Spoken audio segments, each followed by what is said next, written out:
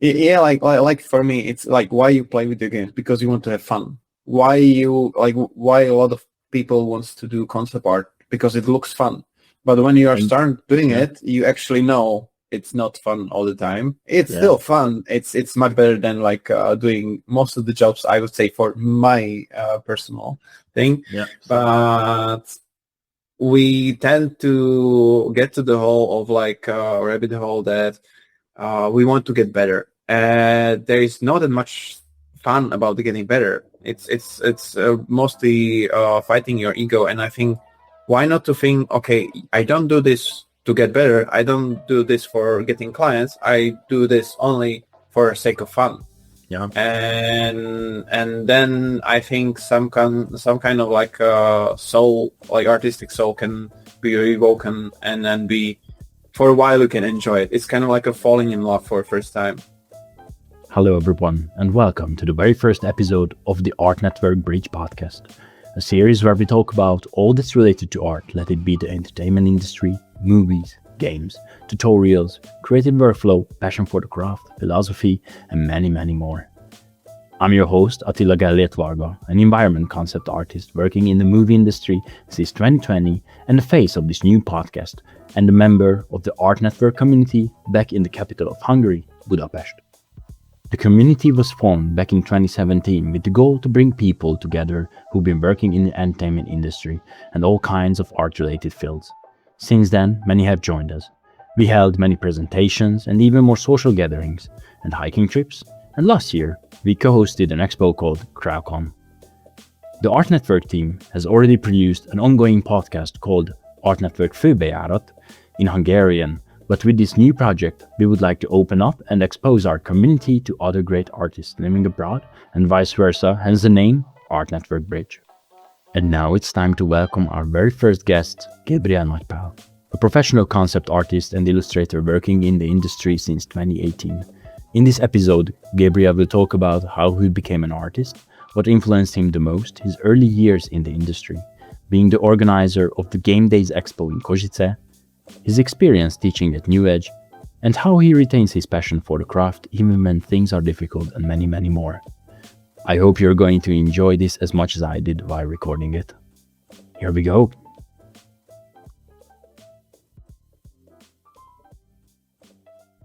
We can, officially start it, so let's do this. So, hello everyone, and welcome to the very first episode of Art Network Bridge.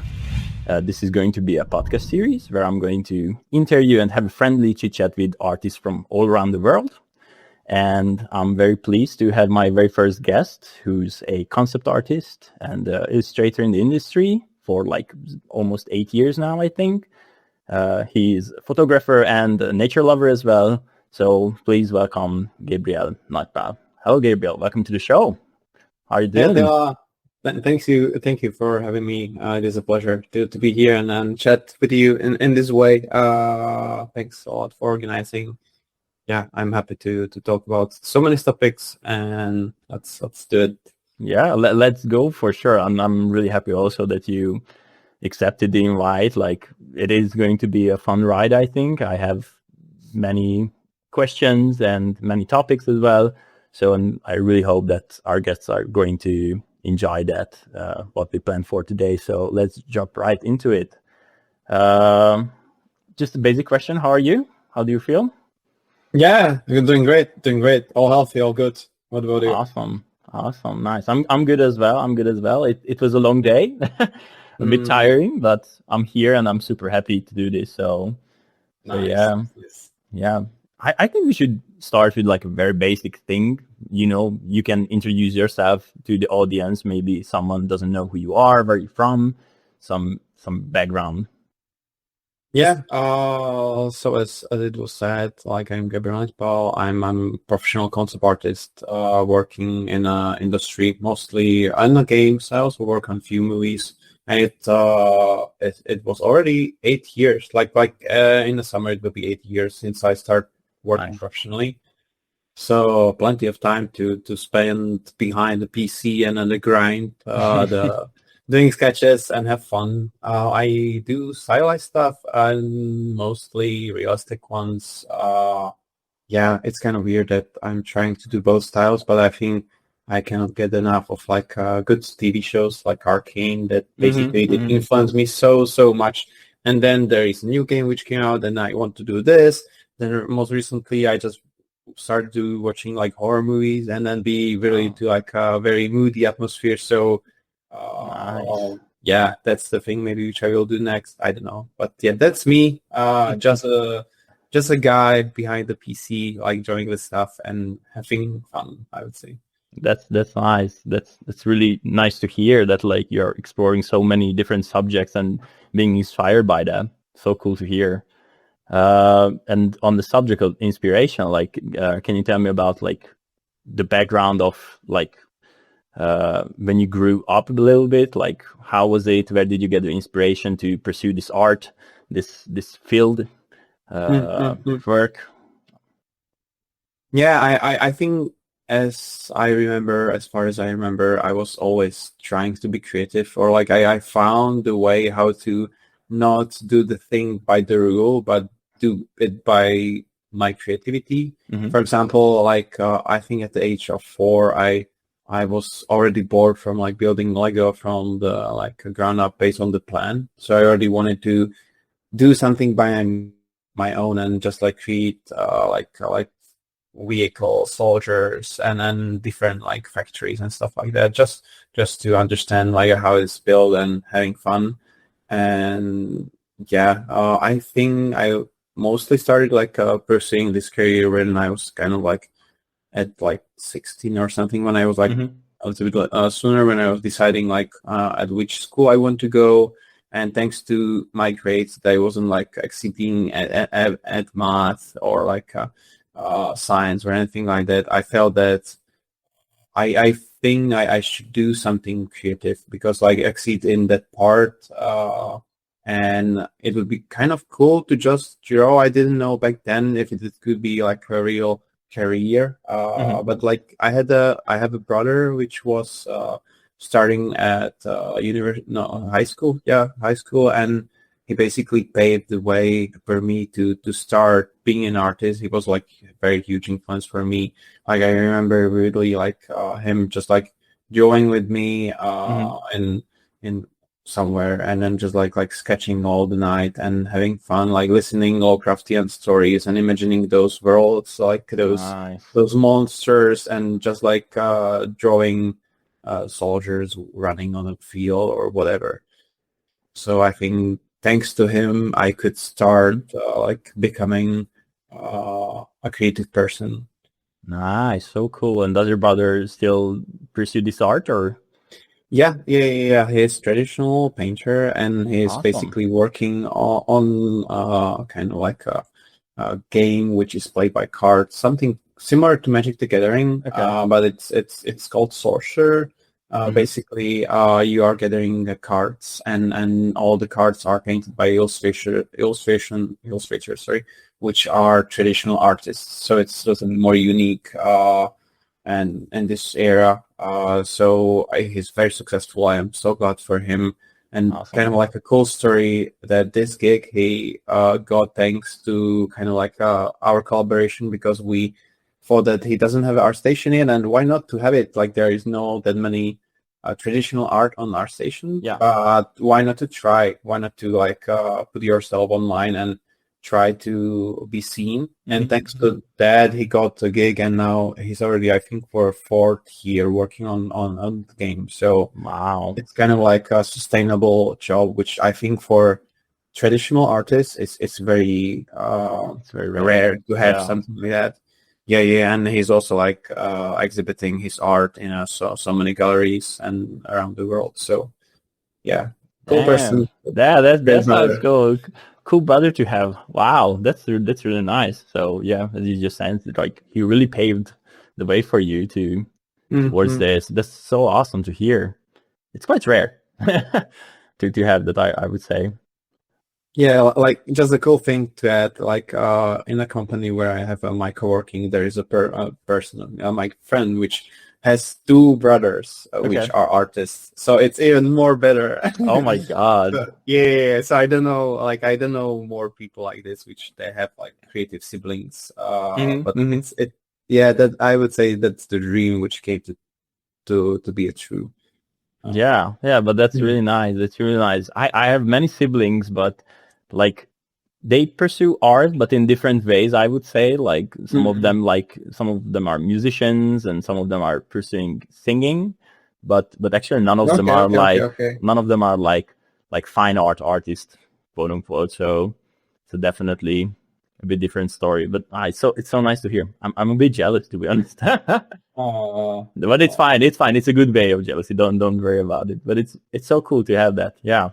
And you mentioned that like you guys were like listening to stories and try to imagine those and whatnot. And I wanted to ask regarding, because I remember in the pre-interview we were kind of talking about that, like your surrounding that you were growing up, that was also a huge inspiration for you. That's why I also introduced you as like a nature lover, because I know you are. So like, can you tell me about a bit more about that? Yeah. Basically, I was like raised in a very small town. Some people would say that it's kind of like a village. It has only like now 13,000 13,000 citizens. So it's very, very small. Okay. And basically we are surrounded in like around us there are so many mountains. So if I would just try to explain this to the audience how it looks like, I could say that it looks like a scene from like a Ghibli, that you have the nature everywhere, and there is just like place to room, and then all the fields, and there is just a small schools, like some local shops, and that's it. So I was raised there, so I had so much like opportunity to be outside and like build the tree houses, like wooden dams to like rise the level of water, so we can like have like kind of our own swimming pool and just jump with the ropes and do stuff like that. Like when we were building a house, like there was a huge like a pile of dirt or like a soil where I basically dig up the entrance, and I made kind of like what was that? Like a small house in it, like a hobbit hole, basically. Yeah, like a hobbit hole. Where I could just sleep and have my stuff if I would be like angry at my parents. So I would say I'm leaving, and I would just like going to my small place to stay at night, and then like scare a guy who would be running just back to my family again. Yeah. So for a lot of time I was spending just like roaming the forest, and then like being with friends. And that I think that was kind of like a very good thing for me to be more interested about nature, and then how everything grows and how we can connect ourselves with the stuff which they are around us. And I think it's healing in a lot of ways. That's also the reason why I try to climb or just like go on a bike and then go there back. So nice. Yeah. So just cool. Enjoy the plants and the greenery. That's so cool. Don't you guys have a lot of bears? Yes. Yes. Like my father is huntsman, like is hunting animals. Okay. Yeah, basically taking care of like in order to be like right amount of like wild animals. So there is no like so many like deers. Overpopulation, okay. Cars and stuff like that. Wow, okay. Interesting. Nice. Good to hear. And like I can definitely relate to that kind of way of growing up, for sure. Like also now I'm at the capital here in Hungary, but the village where I grew up was kind of similar. It was much smaller than yours, for sure. But it has also like mountains and hills around us and whatnot. So definitely like feel the similarities, like where you're coming from and where I'm coming from. So, and I also really enjoy those times just to be outside and like enjoying nature for what it is and like just having fun. I have so many memories, but I still really like that it was connected in some ways with not nature, but like I had both worlds, like enjoying nature, but at the same time growing up in an era where video games started to become a bit more popular and a bit more accessible. And that was the gateway drug to to pursue the career. Well, how was in your case, like video games? Well, yeah, like I basically my summer looked like that from the morning until the noon. I was playing games, and afterwards I was just like being out there somewhere, just roaming the forests. But like until the noon, we played like a lot of Dirt 4 or Dirt 3 or like Battlefield or like a lot of kind of like Star Warsy, like very old games, or just like super old stuff like a Fear 2, or just like weird things we just played, just like shooting guys or just racing in a formulas and yeah, like I think much later I was very influenced by one particular game, which was Uncharted 3 and Uncharted 4. Okay. That how I was like I couldn't like stayed out. Like I couldn't like stop playing the game because I was like very addicted on like exploring that area further and further, and I couldn't believe with my eyes how beautiful it can look. Like I think that was like a golden era of PS4, and like especially like Uncharted 4, it was at this beginning, and then also like Last of Us 2 came up, and like so many just like brilliant games. So I think that was the start, just playing very shitty old games, which were just fun. And then as we became older, like we were influenced by something which actually like looks interesting, and we want to dive deep to it. Yeah, awesome. Do you have like a game which like influenced you the most? That's a good question. Like, definitely have many. One of them, it's not very visible on my art, but like the general idea of like the nostalgia feel of video games is, for me, it's the Thief series. It's a very old game. I think the first episode released in 1997 or something like that, and it was basically one of the first games that tried to incorporate the shadow and lighting effects in video games, basically, and that's how you had to like crawl yourself through the different levels and try to be stealthy, basically. And I remember like the third game called Thief Dead Shadows, like was like it had a huge influence me regarding like the mood, the atmosphere, the sounds, the story as well. I was really invested in the story as well, and also have like very good memories with that. Like I remember that staying at my friend's place, and like we were playing that, at night, and there were like 7 kids surrounded just one computer because they had the only computer that was able to run that game smoothly. So, and we were there and like switching turns and taking turns. So definitely that's one game that I can recall that was a huge influence on me. But of course, like there are others as well, like definitely like the Assassin's Creed games, of course. Like I'm a huge fan of them. Which game was your first? I think it was maybe the second one, or Brotherhood.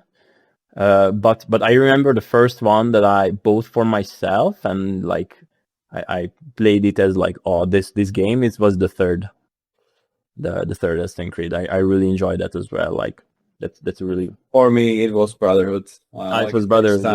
Okay. Roaming there and the cities, like that was insane, and jumping mechanics. Like I'm so missing the way how those games are played nowadays. Like it was just so fun. Oh yeah, it was indeed like, and not just the game itself, but for me at least, I was also always really hyped about games, and I was always excited about like, oh, when is it coming out? When can we play it actually, and things like that. So that also, yeah, and also like especially when you are a kid, like you can like appreciate those games much more because you have more time, and for your brain it's much more interesting and vivid stimuli than like nowadays. Like now I need to be like I am judging those games because also like in a way I'm creating them, but still it's like much like the guys who are making them, they have much tougher job to satisfy the audience.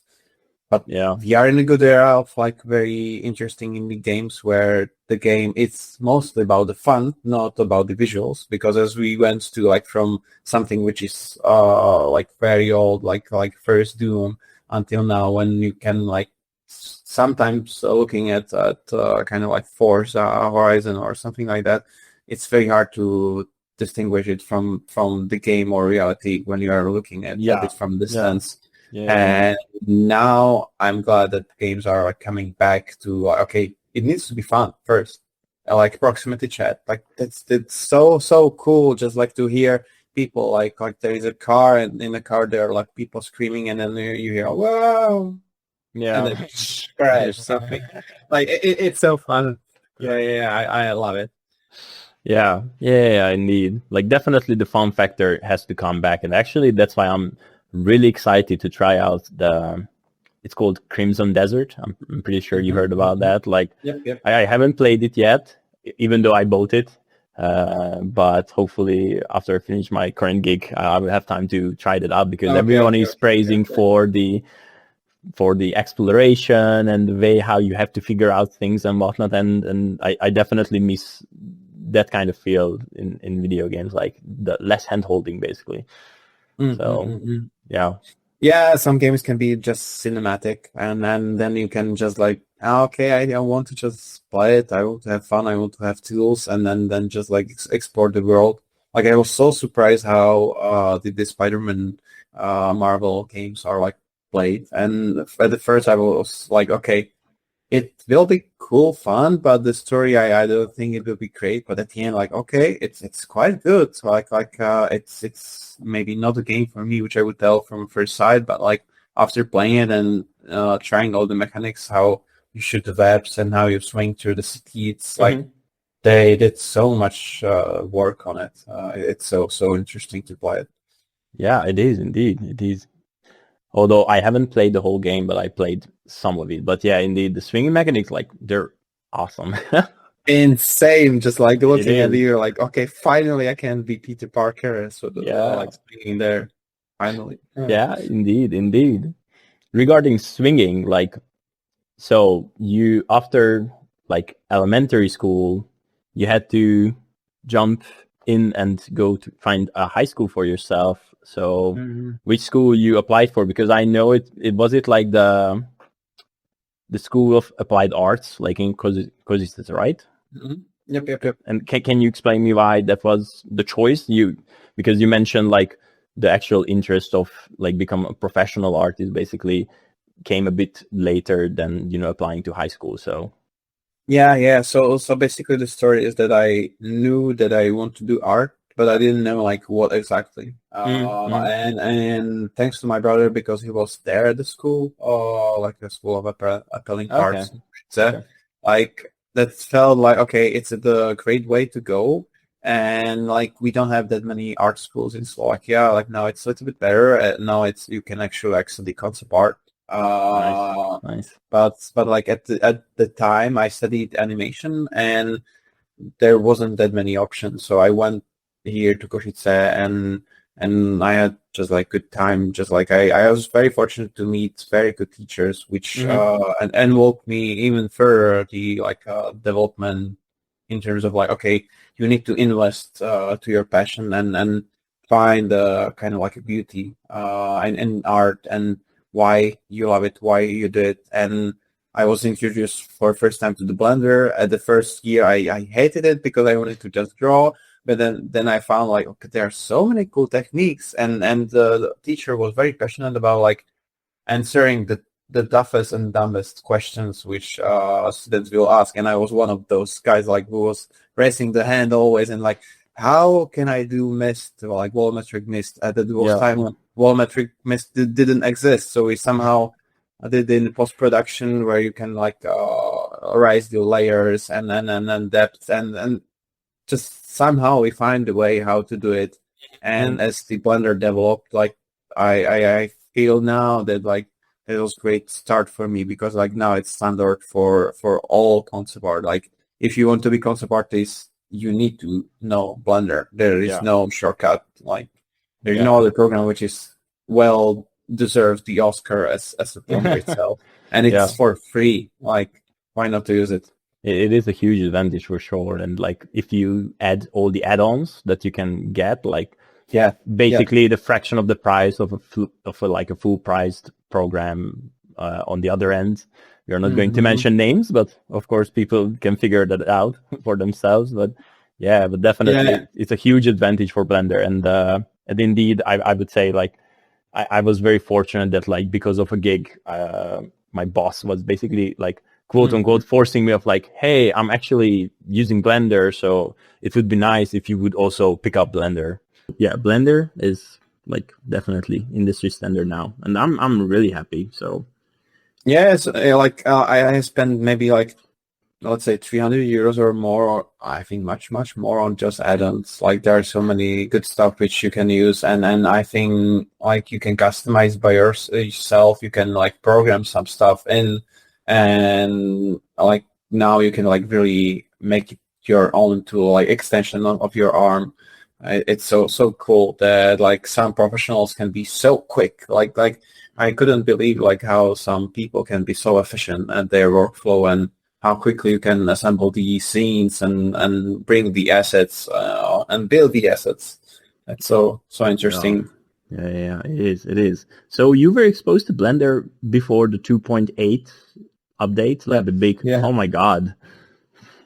Yeah, much sooner. I think it was maybe like, I don't know, 5-6 years before. It was, Lord.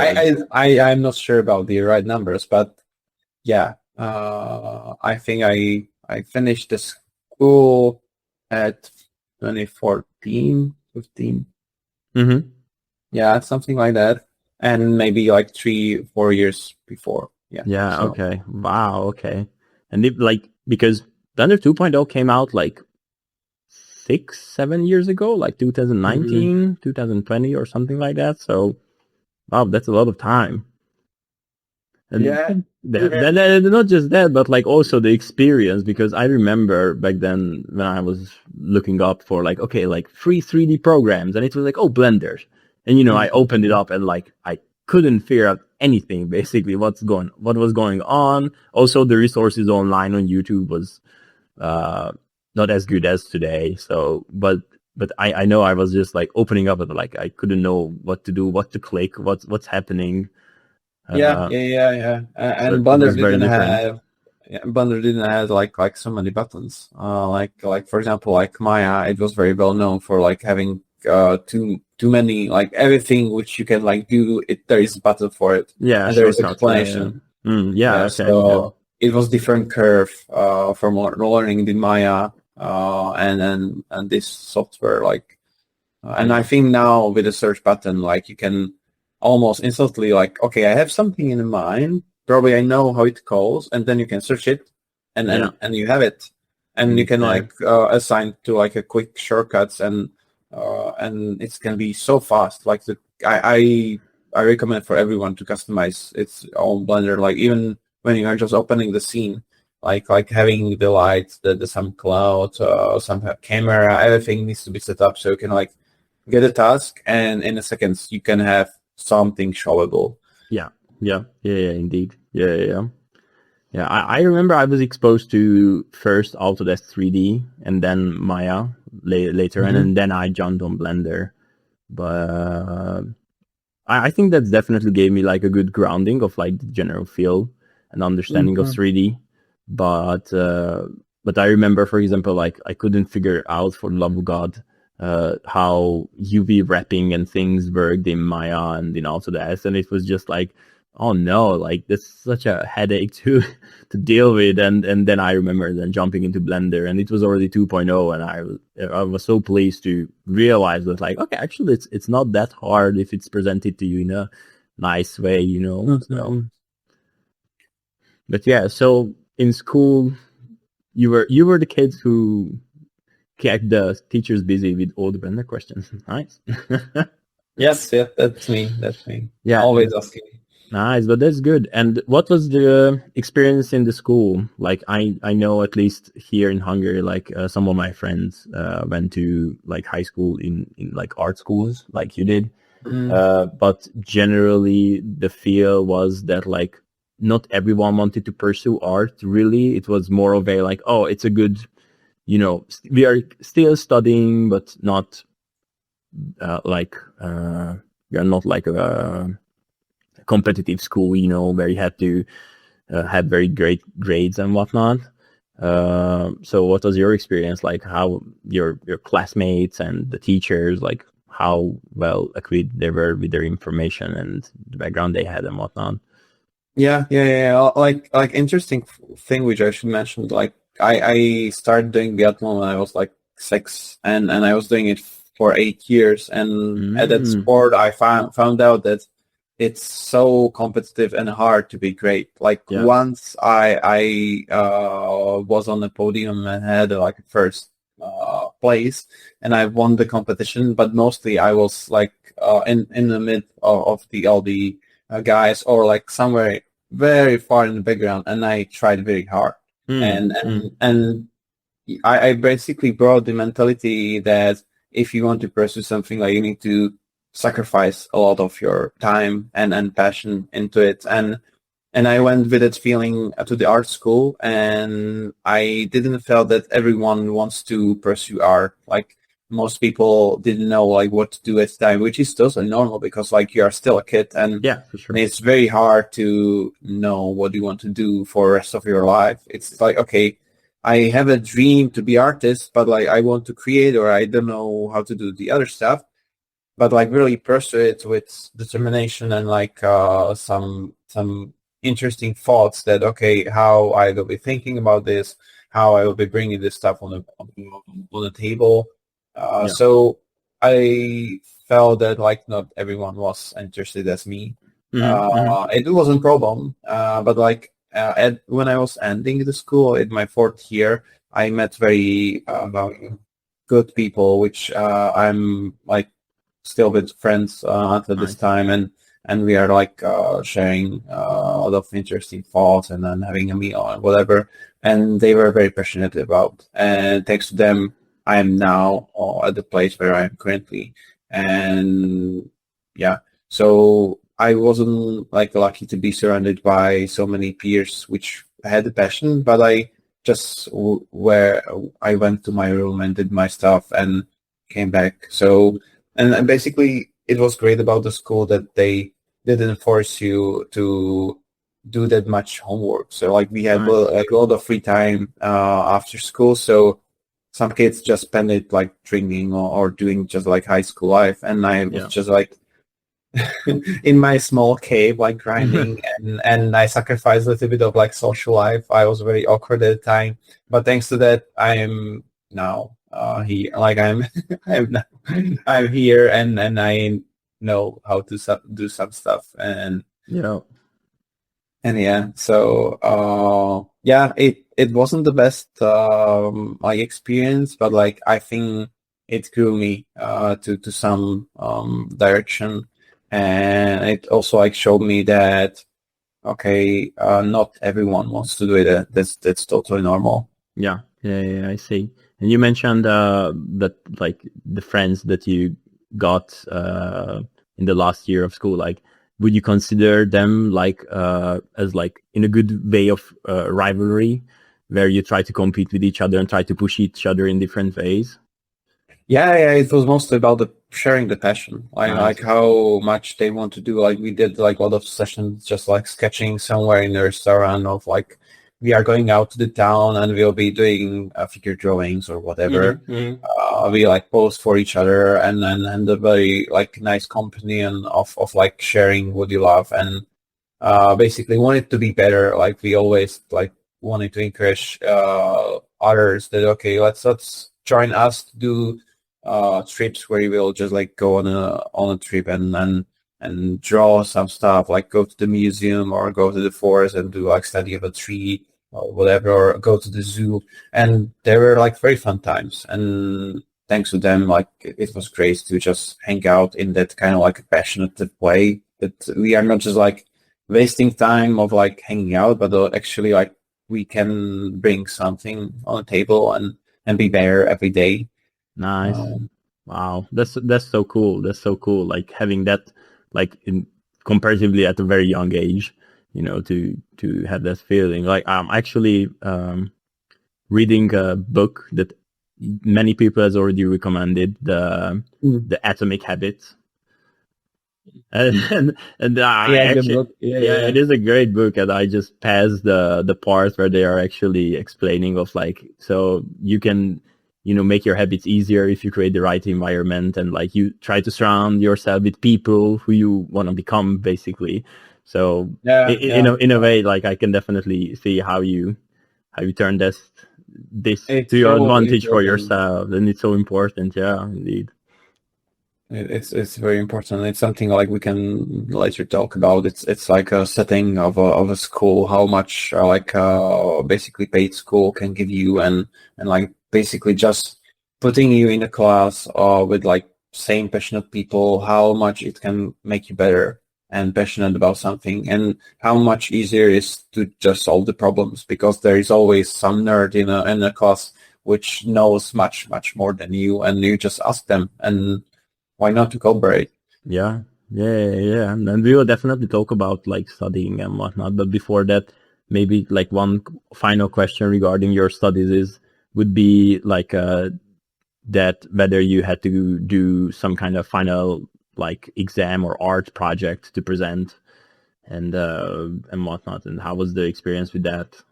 Yeah, like at the end of each year, we meant to do a kind of like a 2 weeks of like, okay, just one class, like doing the like a final exam before you will leave for summer. Okay. And there wasn't like too much pressure, but I was a person who liked to be pressured in some way. So for example, like I wanted to find some kind of treat which I will give to myself in order to be more productive. So I had like some gummy bears which I loved, and I only bought it for myself when I did actually something good, and I could get only 2 packs per week. So I needed to really like do something in order to be able to have it. So I think just having like a funny habit like that, it helps. And regarding the actual exam, like I can remember vividly like a very stupid thing which I did, that I didn't sleep for like 3 days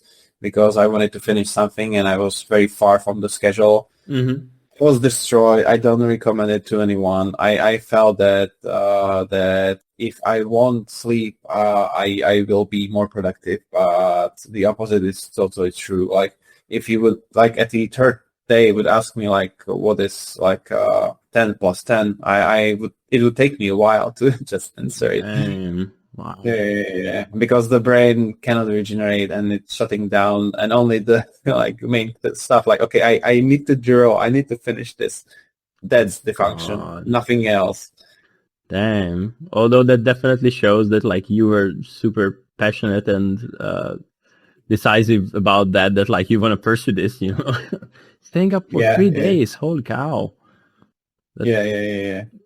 That's even for a youngster as you were back then, like it's still hard to manage for sure. Like, maybe one day, like for me at least, I remember back then it was like, okay, fine, not sleeping, maybe one day, that's fine, but the next day I would be totally dead. Like, yeah, like after that I slept, I think, for 18 or 20 hours almost, like, because I was depriving myself from the sleep, so I needed to like regain it.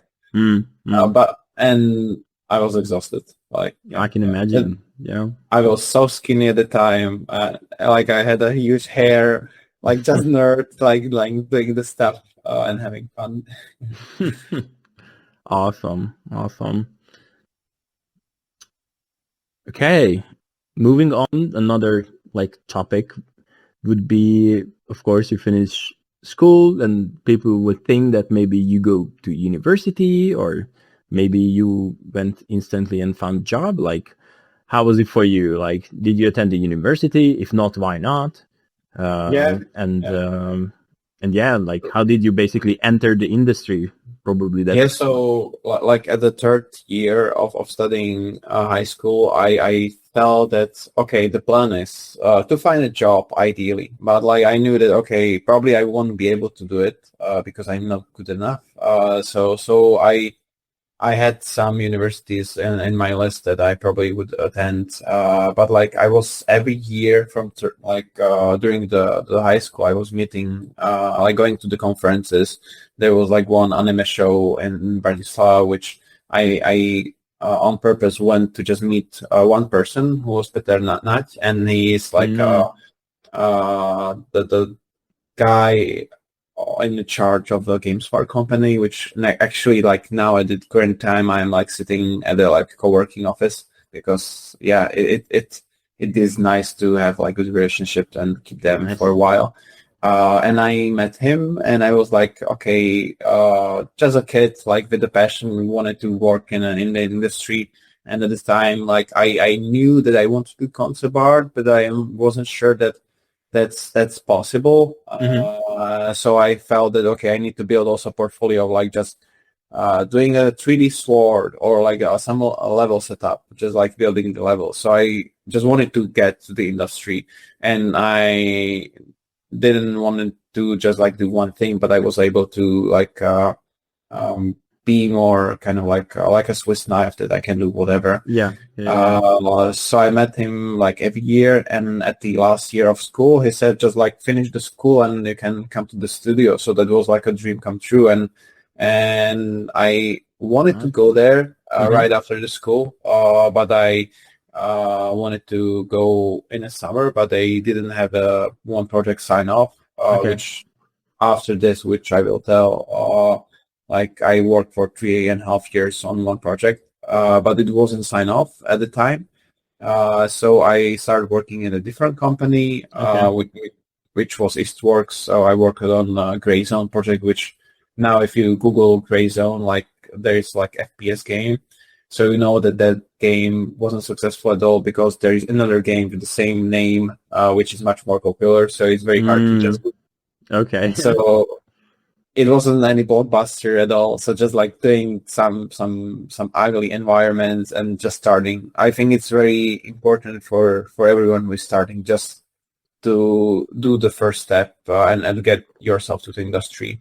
It doesn't matter as much like, okay, I want to be a character artist at Marvel. Like it will take some time, and you just want to get in. And even just like fetching a coffee is a great way how to be in, because then later you can find something different, which maybe you actually want, but it takes a little bit of a while.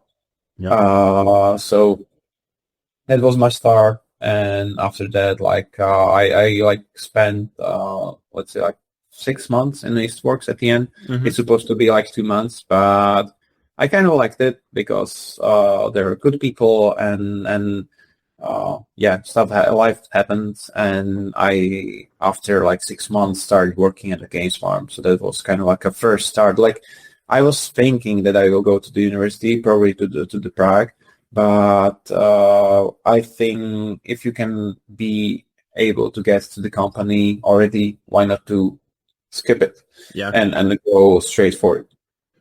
Yeah, I see. And how many years have you spent at game farms, right? 3.5. 3.5 years. 3.5 years. Wow, that's quite a start, you know. Like yeah. I think it was very safe that basically I could rely on a company that they will be basically feeding me and I can pay rent. I didn't know like for how long the game will be in production.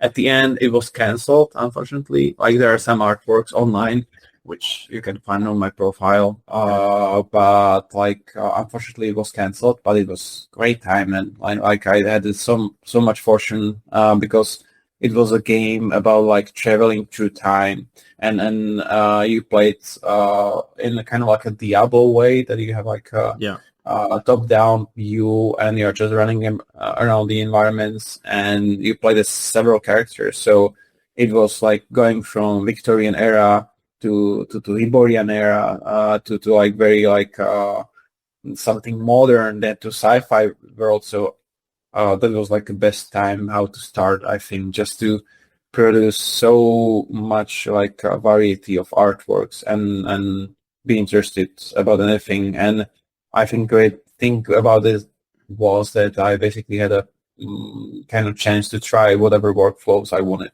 It was just okay because there wasn't any kind of like environment concept artist, so I need to like learn everything by the tutorials and stuff like that. But they were open for my creativity to shine. So I could draw, I could model, I could do stuff in VR. I could go and do like scans, whatever, just like be creative. I could draw on a paper, just, okay, there is a task, okay, do this, do 10 variation of pillars, and then bring the environment with a beautiful image at the end, and with a little bit of art direction. So I had like so much creativity.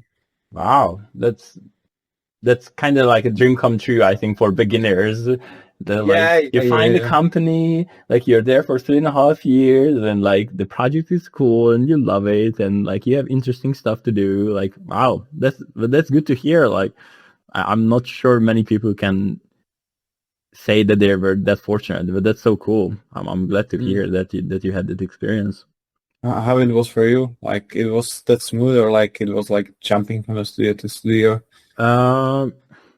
It was quite different because after high school I attended like post-graduation school for a few years.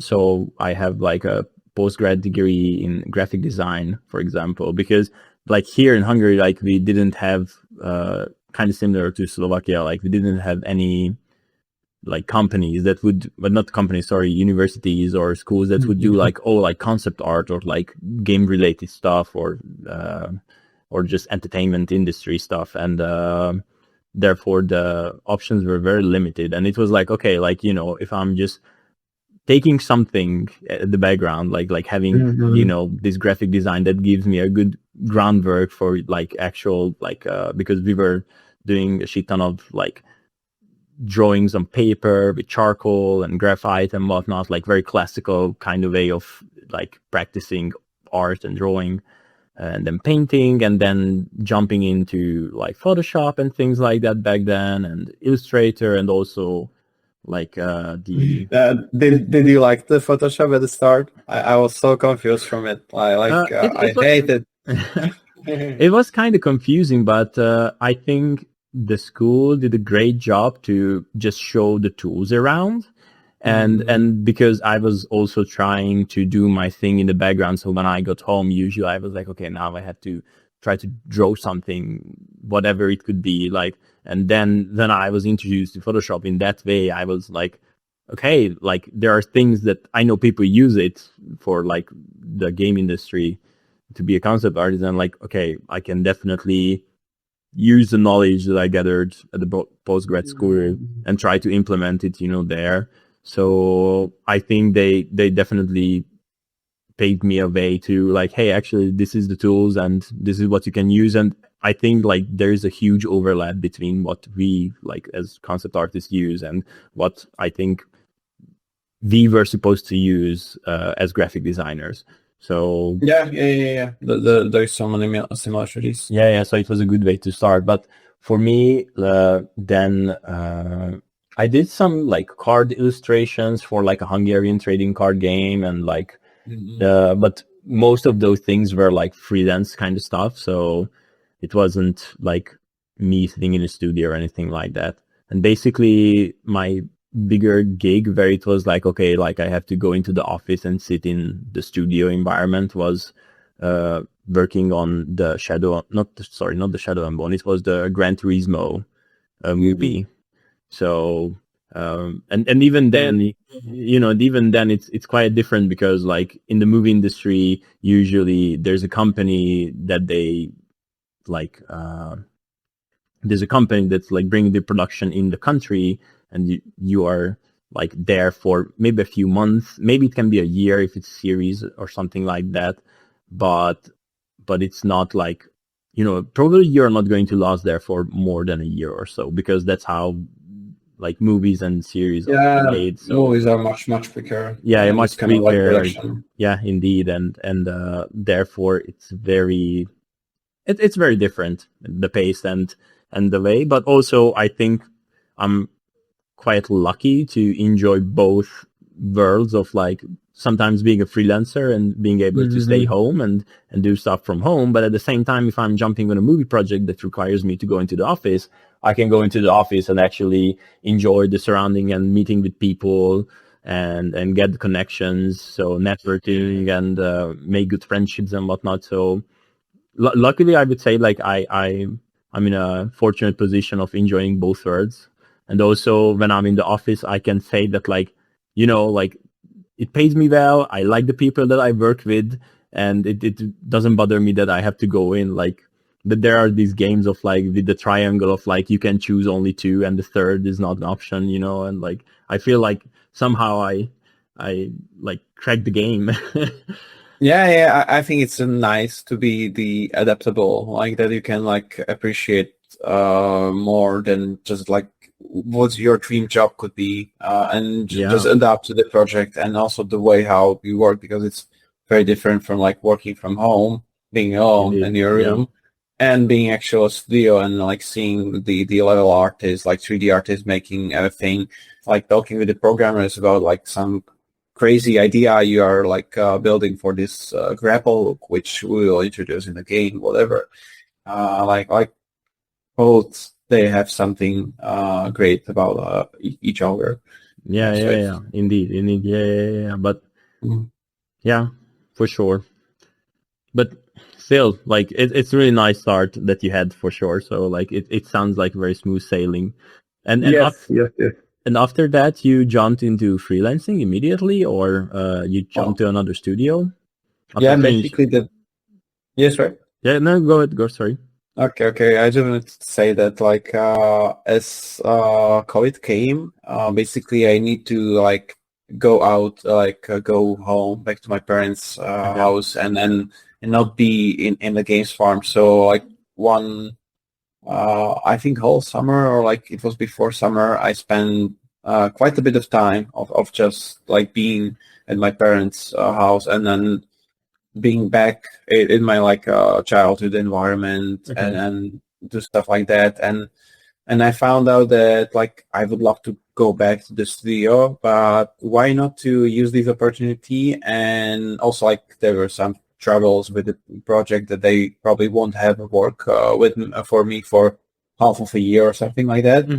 So I felt that I need to grow up my game and to start producing more on our station. So that was also like the start of the journey where I said like every year from now on I want to take some course or some mentoring from artists.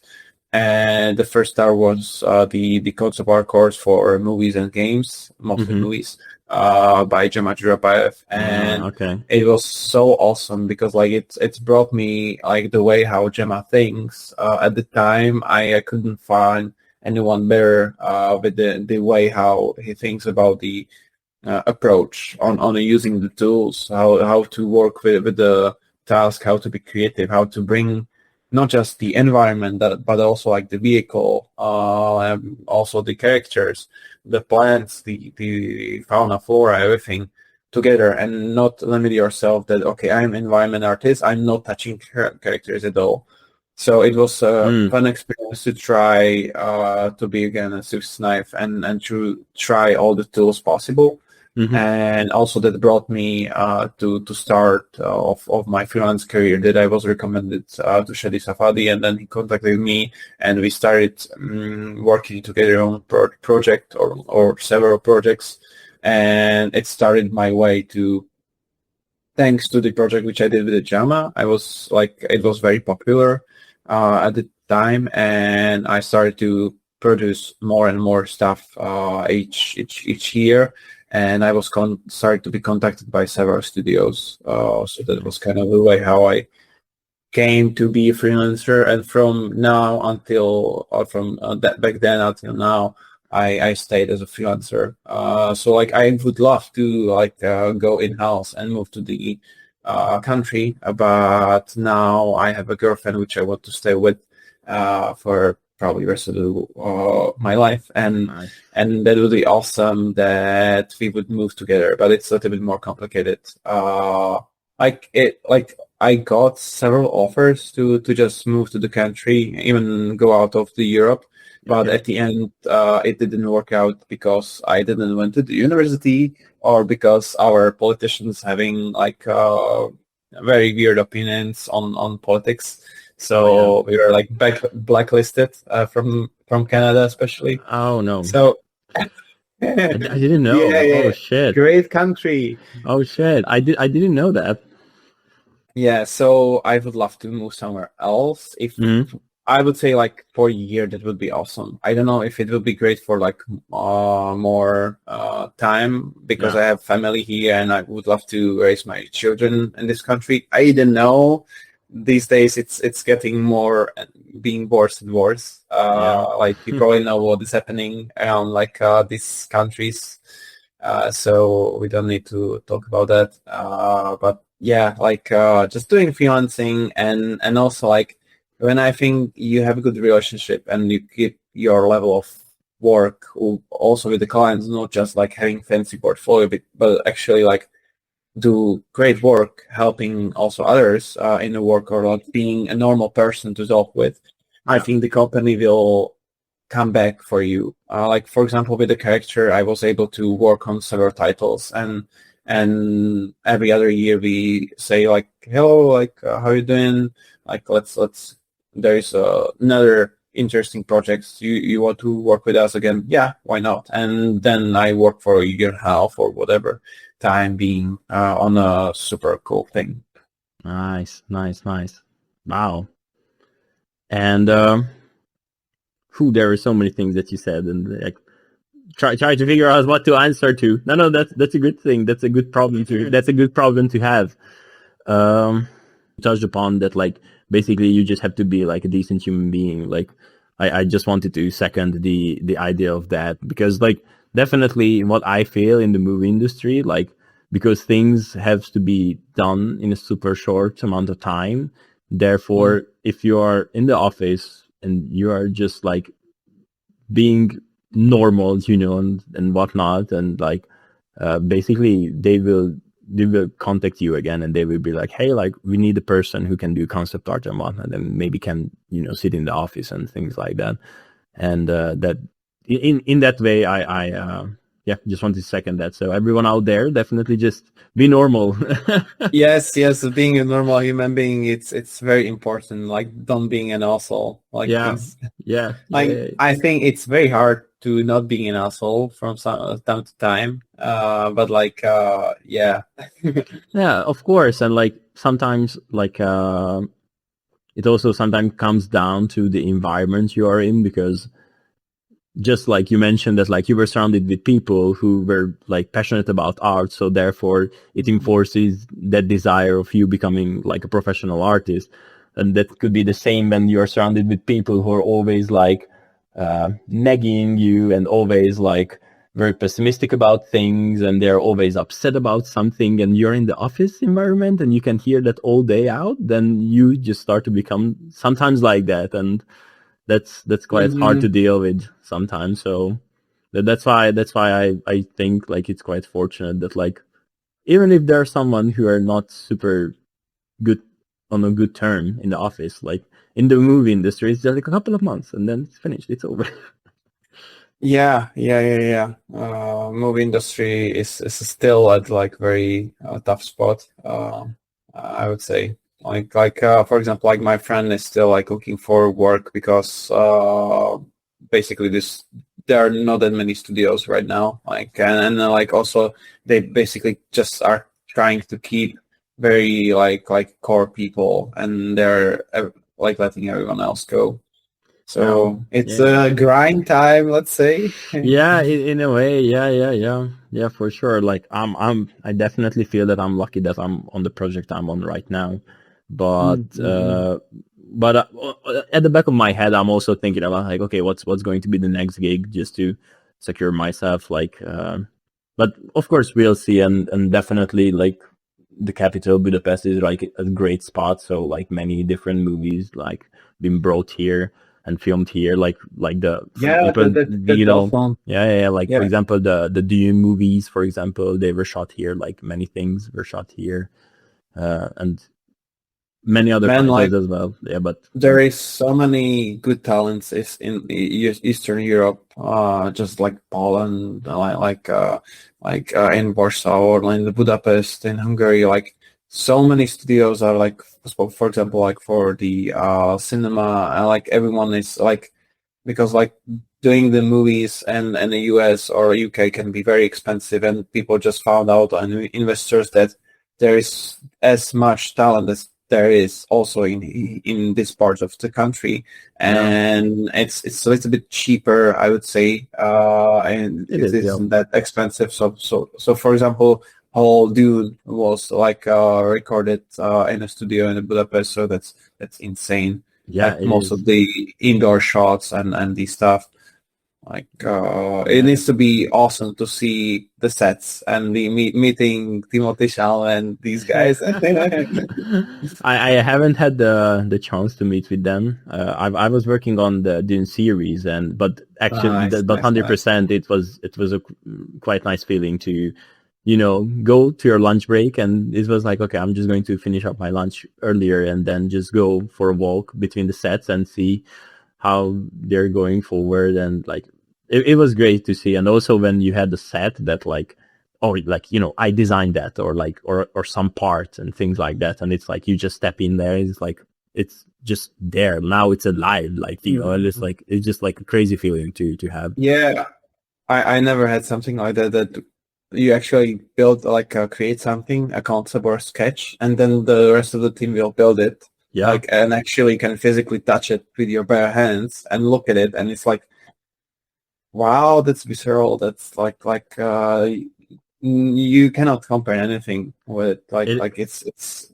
And tell me, like, do you have like an example for it, like when you actually designed something and it was like alive? Luckily, I did. Like I'm quite hyped for the second season of the Dune Prophecies series, because there are many buildings that we did, but there is one particular that, of course, I can't say anything about that, but like I'm super hyped for that, because like I feel like, oh, that's my baby basically. And like actually we had the chance to see like some pre-recordings from it, and like I remember that I had to design like an interior, and basically like we had to do a lot of things for the ceiling as well, just to make it look cool. And it was so nice to see that like there was an actual shot where the camera just paved from the top, of the like from the ceiling down towards the floor. So it was like they were making sure that like you can actually see the environment, and it's not just a huge blur and like people's heads floating, because everything needs blur and whatnot these days, sadly. But like I think like definitely kudos for our pro designer for that, because he made sure that like, hey, like we're building this stuff, like make sure that we actually show it to the people who are going to see it, because and also like a lot of people can take it as a good cinematography, like Robert Egger, what he did with Nosferatu. Like there are so many shots like this, just like camera slowing through the environment, and oh my gosh, like that movie, it was so great. Like I really love that. Like I think I went to the cinema like in 1 week like 2 times or 3 times just to watch it. But like it was like same for me. I was like, oh my god, this is so good. Oh god, yeah. So, and you're still doing freelance, but you're doing so many other stuff as well, as far as I know. Like, for example, you are one of the like founder, as far as I know, but correct me if I'm wrong, of Game Days. Like definitely the art side of it. And actually that was the place where we had the pleasure to meet in person, and like probably third time this year as well, if things goes well. Yeah. So, and so tell me about bit of Game Days, how that came about, like what was the idea behind that, and what was the purpose that brought it to life? Yeah, so basically I need to thanks to David Agamian, basically because like I would say can be very shy person, and he's basically encouraging me to like do crazy stuff, and he brought an idea of like, okay, why not to like create a gathering of like-minded people and make a goulash somewhere in like a rented place and invite some local artists and have a beer and have a good time. And we were like, okay, that's actually a cool idea. Why not to do it? So like I asked Peter Knight about like, okay, what he thinks about this. And he said that we are doing Game Days, basically the conference about games, how they are like made, like B2B way that people behind the games are like meeting and collaborating and like just sharing the knowledge, contacts, and anything around it. And he said to us like, why not to join us, and why not to just like there is so much space in the venue that they have like a two like halls that there is a like section of like programming, development, and all the tech stuff, I would say. And he said like there's a one other part of the building which can be totally used by you guys, and we will take care around like all the kind of like very technical stuff, like how to get all the software in, how to get the mics properly, and we will organize everything around it. We will get the phones, we will like flew people in. We just need you to organize, invite people, bring the ideas on the table, and be responsible. And for us, that was like a miracle. Like you don't have that many like opportunities like this when you don't need to actually take a responsibility. If like, let's say someone dies there, like that's not my responsibility. It's basically that's their problem. Let's hope that's never going to happen. Always that's usually very safe conference. But like basically we can be very creative. We can use our imagination and bring something on the table and then have fun, have a good after party, have interesting guests and wonderful like talks about like so many topics.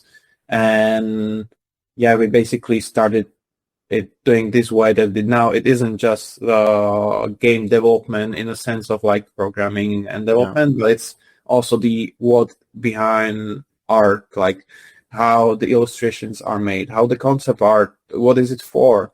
Like this year we want to introduce also the sound, like what's the sound, the sound of the like a shader artist, what they are doing. So not to be just like about like normal art section, but like more broad, like bringing animators in and basically the whole production pipeline.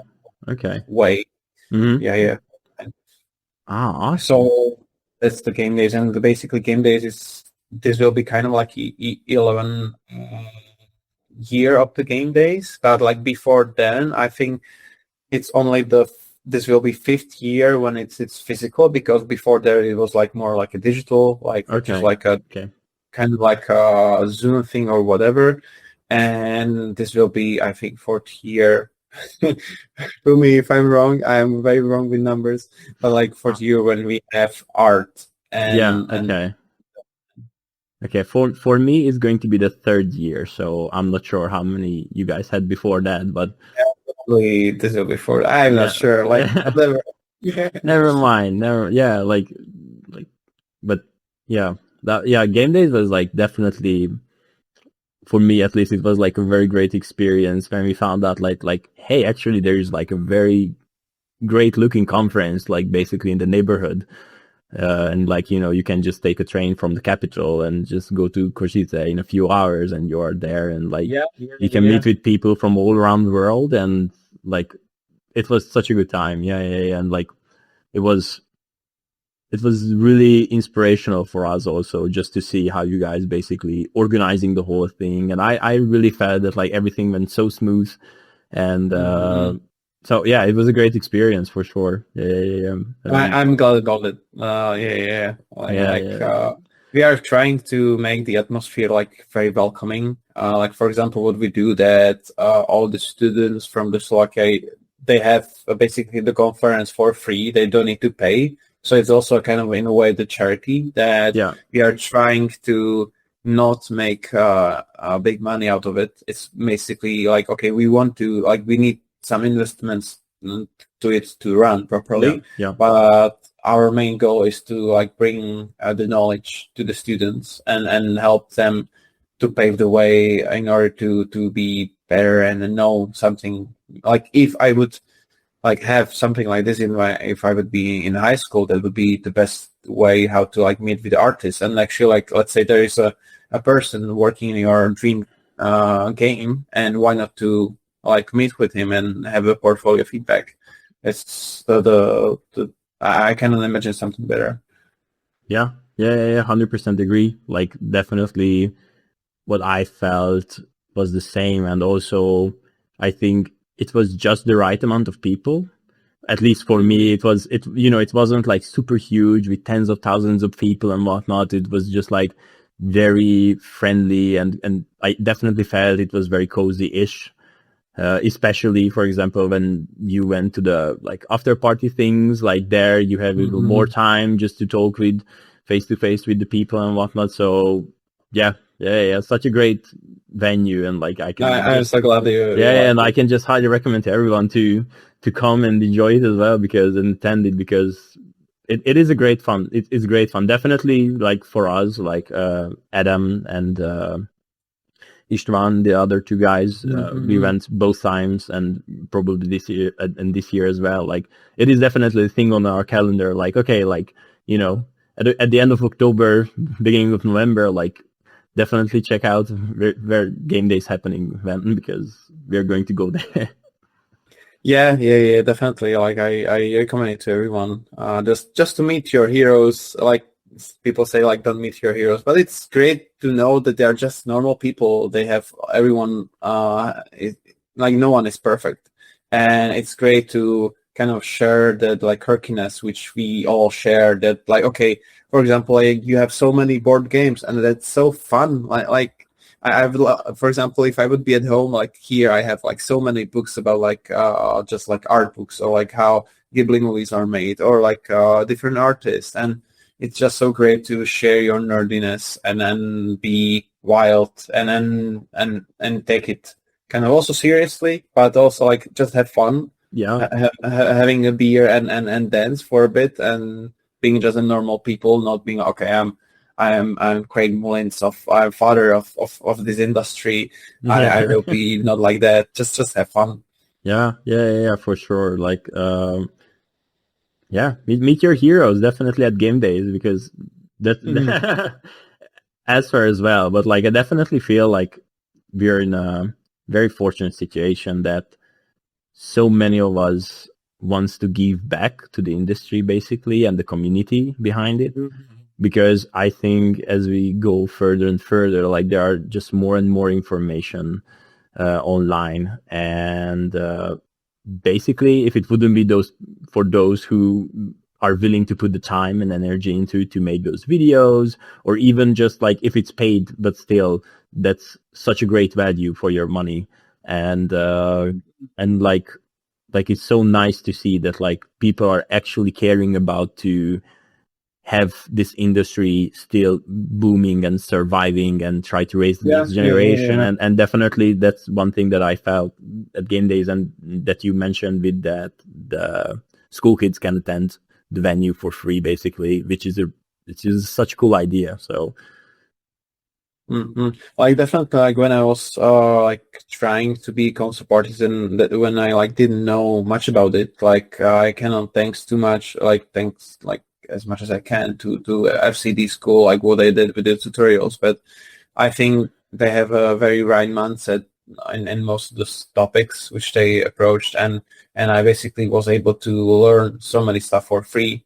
Then you had the Gumroad and so many tutorials for just coffee money. And now it's even better that you have like education, like a New Age concept core, so many art nests and so many ways of like learn and then get more for very affordable amount of price. Like I'm not coming from company where I would get the intuition on like money for a school, but I can afford a lot of tutorials online. And basically I was like also like raised that way that there is still a way how to get the information and meet the people in the industry. Like so many guys are very talented guys, are doing workshops and then personal mentoring, and I can recommend enough, like just like asking your favorite artist for a little bit of his time, like yes, for sure you will pay for it, but it's very worth it because like imagine like, okay, you are building in portfolio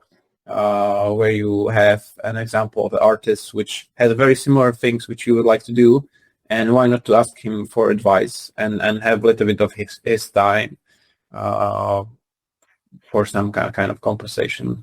That's a great way to do, and also that's also like a cool thing which we did with David, that we went to one conference in Bratislava and we met Jema Jurabaev, and basically like a funny story because he was asking us like why you guys are like wearing these kind of shoes, because we were wearing like hiking shoes, and we wanted to go after the conference to the hike, and he said that he likes to hiking, and David straightforward said like, okay, come join us. And he said like, okay, I cannot go like right now, but we could organize a thing. And they said like, we were like very young. I think it was like when, I don't know, 5-6 years ago maybe. Okay. And we started the way of like just being unhinged and like just asking weird questions to the strangers. Why not to come with us and go hiking and having plein air or something like that? And he said, okay, let's make it that he won't charge anything. It will be like he will be paying for his tickets for flight and stuff like that, and we will charge only for like accommodation, which we need to pay in order to all of us like stay at the place. And man, that was like one of my best experiences in the life. Like we had so many good artists at the time. So like it was like the best in the industry, like art directors, like concept artists, like very inspiring artists. Like we were making jokes. Like if we want to make like a room in a concept art industry, I would just take C4 or grenade with me in a room, and I would like like detach everyone from this earth, and there would be like huge gap of artists. Like it was kind of fun because we were like so young and we had like so much like responsibility of like taking. I remember like around like 25 people to the mountains, and we just like small kids like being like, okay, let's go this way. Is it safe? I don't know. Like let's have fun. And we stayed in very like a beautiful accommodation with like sauna and jacuzzi with bubbles, everything. Had a good meal, and yeah, I think it's great just to be kind of like take a time off, not be like, okay, I'm worrying about like what will be happening tomorrow, or like, okay, the industry is in the wrong place right now, but like let's enjoy a little bit of like what we did actually and have fun.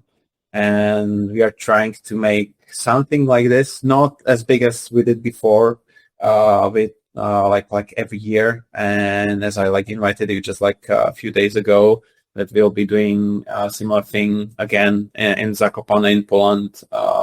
So yeah, if you guys like nature and then you would love to go for a hike and do plein air with artists and your companions, reach me out and we can like do something about it.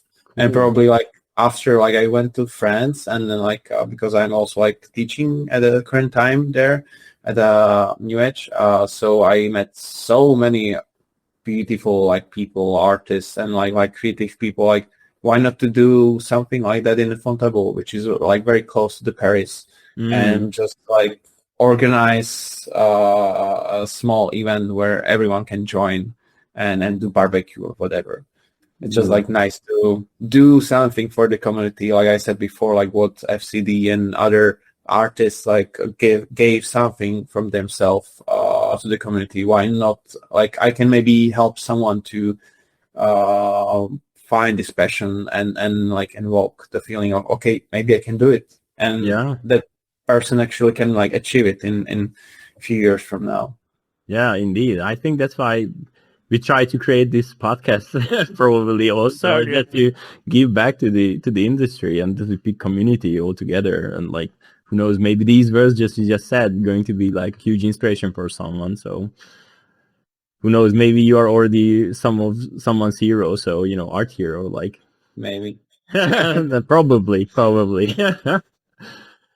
Did you have like who you mentioned so many things, but like, did you have any art gods? Like you would be like, oh, this is like the pinnacle of art, and like, yeah. I would say like whole Naughty Dog concept art thing, like team back then when they were working on like Uncharted, like first Last of Us, like Maciej Kuchera, Eitan Zana, like Aaron Limonek, like these people also, thanks to their kind of like podcasts, or like they were kind of popular back then, they brought so many good techniques. I was like, just like after I played Last of Us, like I was like, oh my gosh, this is so beautiful. I didn't know back then like how beautiful Apocalypse can look like, and it's kind of funny because like our country and probably also like some parts in Hungary, they are so like looking like Last of Us because of how state is like taking care of them.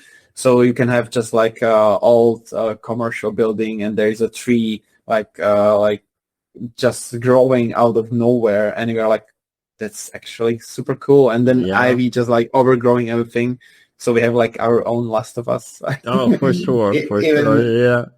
Some hospitals here are like, okay, you don't want to go to the dentist because there is a like light blinking. There is a like plaster like peeling off, and sometimes can be like apocalypse now. Yeah. Oh, I know. Sadly, we had like someone made a game of like guess whether is it like an abandoned building or a functioning hospital in Hungary, and like there were two images next to each other, and it was kind of funny, but at the same time it hurt so much. It's like, oh no. Yeah. Like there's a running joke of like, if you would try to like do a third season of like Last of Us here in Slovakia, like you would need to repair some of those hospitals or like environment because it's that abundant, I would say. Yeah. Sadly, kind of the same here in some hospitals. I'm not in the topic, but like what I can say about it is like I wanted to create a work which was like inspired by something which basically you are taking, let's say you are growing in some part of the world, and why not to get inspired by the stuff which you saw as a child. And I always saw like this like socialist like post-Soviet work like buildings, and I was surrounded by these sculptures and all the art, and I said like, okay, why not to get inspired by something which you take as a granted that it's ugly because you had your whole childhood here, seeing all those like blocks of like kind of like rabbit houses, and why not to get the inspiration from there. And that's also like one project which I started working on, like based on the inspiration from my surrounding. Yeah. Have you go ahead? You can continue. I don't want to stop you. I just wanted to say that like once I like my one of the most recent project which I did, it was based on the hike which we took with a friend in like winter, because like back then I wasn't like that kind of into like hiking in the winter, but like last 2 years with my girlfriend we started to hike much more often in the winter because it's more comfortable. You're not sweating that much. The ground isn't like that harsh. You are stepping on the snow, and there are less tourists. And we went with the friends, like local friends, to one cabin. And it's kind of like a cabin which is very high in the mountain, and basically you get like a lot of frost everywhere, like beautiful like trees which are bending because in one way because like there is so much wind and snow and ice like building up. And I was inspired by that and that work basically blew up and brought me kind of like I think like half of the audience which I had before. So I just doubled the audience in just like very, very quick amount of time, which was crazy. And also, which was kind of cool, that the timing of when I like posted the concept of the like Morena and like that woman goddess, which is like approaching the cabin, and then kind of like a beautiful earring, very kind of in fatal like death in that image, and the coldness. And what was actually funny that I posted at the time when it was like a date of like Morena is celebrated because it's like coming. So accidentally I hit the exact date when it started to be popular in everyone's eyes in like Eastern European country. Yes, it was kind of funny. Sorry that I like went this route. No, that's fine. That's fine. I'm super happy to hear these stories. I totally forgot what you were asking. Sorry. No. Yeah. I also forgot as well. It was no, because you answered already. It was regarding the art gods, like who were you looking up to, and you already mentioned that, but. One note to that, like there are so many good artists. Like I have a kind of like a board of like ranking, like from like S tier to F tier, all the like good art, and it's just nice to like do kind of like exercise like that, just like to understand your taste. I think that's like very important for everyone, which is like listening that. If you are smart about it, you can, in the long run, work on the titles and stuff which you like. But you first need to find what you actually like, and that's very hard to know. Like, let's say, okay, what music you're listening? Like that's a question. Yeah.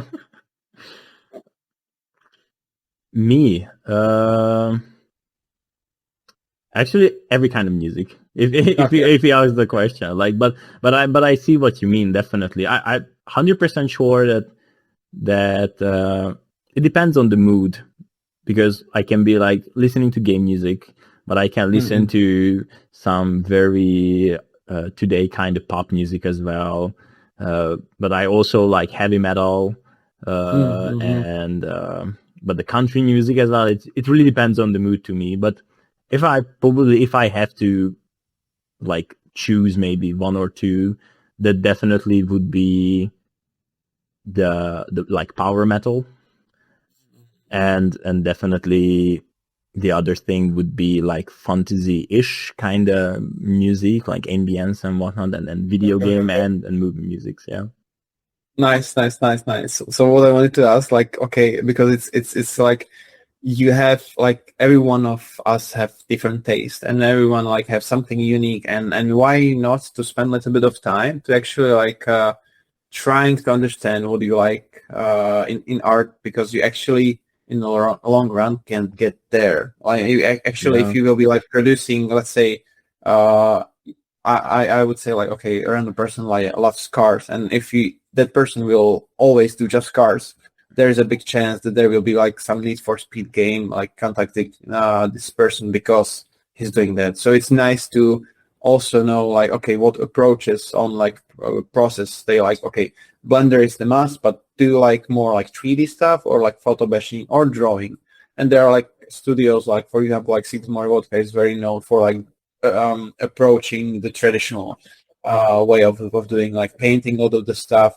Then you have Shadi Safadi, who's like more into like kit bashing and 3D stuff. So if you like, there is so many options, and if you like basically proceed to one path and understand like, okay, what do you actually like, you can get there. That was just the point. Yeah, of course. But I think it is an important point, and maybe some of the new listeners will be like, oh yeah, actually, it would be a good exercise to do that, because definitely it helps to like make the whole process much shorter, I would say, and faster. That like, hey, actually, I like to do this kind of art, so how about I make things that actually represent that? And also, it's, in my opinion, very important, because the companies will contact you based on your portfolio. So like, I'm in a tough spot of like, oh, it would be nice to do more like fantasy illustration kind of stuff. But if I look at my portfolio right now, it's mostly, I think, sci-fi-ish, which I don't mind because I really like sci-fi as well. But I know at the same time, like, it would be nice to do some fantasy art, and then probably it would be nice to that to make my portfolio that it represents it, like, hey, I can actually do like fantasy kind of artwork and whatnot. So it is a good point, yeah. It takes a while to do like just one piece. Let's say like when you are working, it can take like 2 weeks or 3 weeks if you're just actively working and you have just, let's say, like 2 hours after the work and maybe 1 weekend per day. Per day, that would be insane. per week. Yeah, like one day in a week where you can like spend 8 hours on it, and it's hard because you have life and what I wanted to just say that if you want to get there, you need to be consistent. So like one project isn't enough. Like there would be better to have like 2-3 pieces, and for that you need to like plan something ahead. Let's say like what I'm trying to do every year, that I have taking like 1 month off just to do personal stuff, not 1 month for like traveling or anything. I'm trying to like travel as much as I can if that's appropriate for the company and everything. Yeah. But like trying to take, let's say, at the start of the year and at the end of the year, like 2 weeks for you to just, okay, now I have a project in mind and create something unique, which could bring you to the desirable company, or like, okay, this year I'm trying to work more on design, that I'm trying to approach work in a way that, okay, I have so many shots in my portfolio already, so many like lighting studies or compositions or storytelling stuff, but what I'm missing now is like designing the stuff, because I work on the project with, they were mostly about like designing the props, the certain like, let's say, doors, the vehicle or anything like that, but I cannot show it yet. So yeah, I would love to do something like that more. And in order to do it, I need to make a plan that, okay, let's say in September, I will take 2 weeks off and do, let's say, 2-3 vehicles, because it's sometimes I think I need to find very inspiring stuff to be able to producing when I'm working normally. How it is for you, like, because it's a topic which I think we could also maybe discuss, like how to be productive and how to do your personal stuff when you actually have work. Yes, it's very yes, indeed, it is, and it is indeed. Like for me, it's definitely hard to keep up because, like, usually in the movie industry, it's even a bit more time. Like usually, it's like 10 hours a day that you to be in the office or work on the stuff, and if you like add that up with the commute into the office and back, then it can be sometimes easily like 11 to 12 hours that you like basically, spending with work. And that's quite a lot. And to be honest, for me, after I got home, I rarely find the energy and the habits to sit down and be more creative. Like, and to be frank, I think it's, at least in my experience, it's really not. I'm not sure whether is it okay to expect myself to, hey, like I've been very creative and productive, like 10 hours for a whole day, and then you go back home, like take the tram and whatever, maybe you spend another hour just commuting home, and then you're at home and it's like, now I should sit down and be even more creative to do my own stuff. But at the same time, of course, as you just said, like you have to produce things, because most of the work, for example, that I do, it's like, okay, I'm finishing up my current project like in a month or so, but then like I can show that stuff for a year or even more. And if it's never coming out, then you just can't show it. And then what are you going to show to the people? So usually what happens to me as well is like that things are kind of accumulating. And when I finish a project, then I'm like, okay, I'm maybe resting for a week or two and then jumping on my personal stuff and be like, okay, now I'm going to take my personal stuff and treat it as not job, but like the amount of time that I'm going to spend with that is like, okay, I can sit down and spend like a whole week, and every day I can just sit down and spend 8 hours a day on it, and then be quite productive. Makes sense. Yeah, it's just struggle. It's and you don't want to like overdo yourself, because then at at the end of the day, like you still want to have like time for your family, friends, or close ones, and still like I think also it is very like important for artists to understand that we need to exercise, we need to like move our bodies as often as possible, because try to imagine, okay, you are working 10 hours per day, and then in the evening doing another 2 hours, and if you will do something like this for a month, then you can get in a like very bad position where you need to find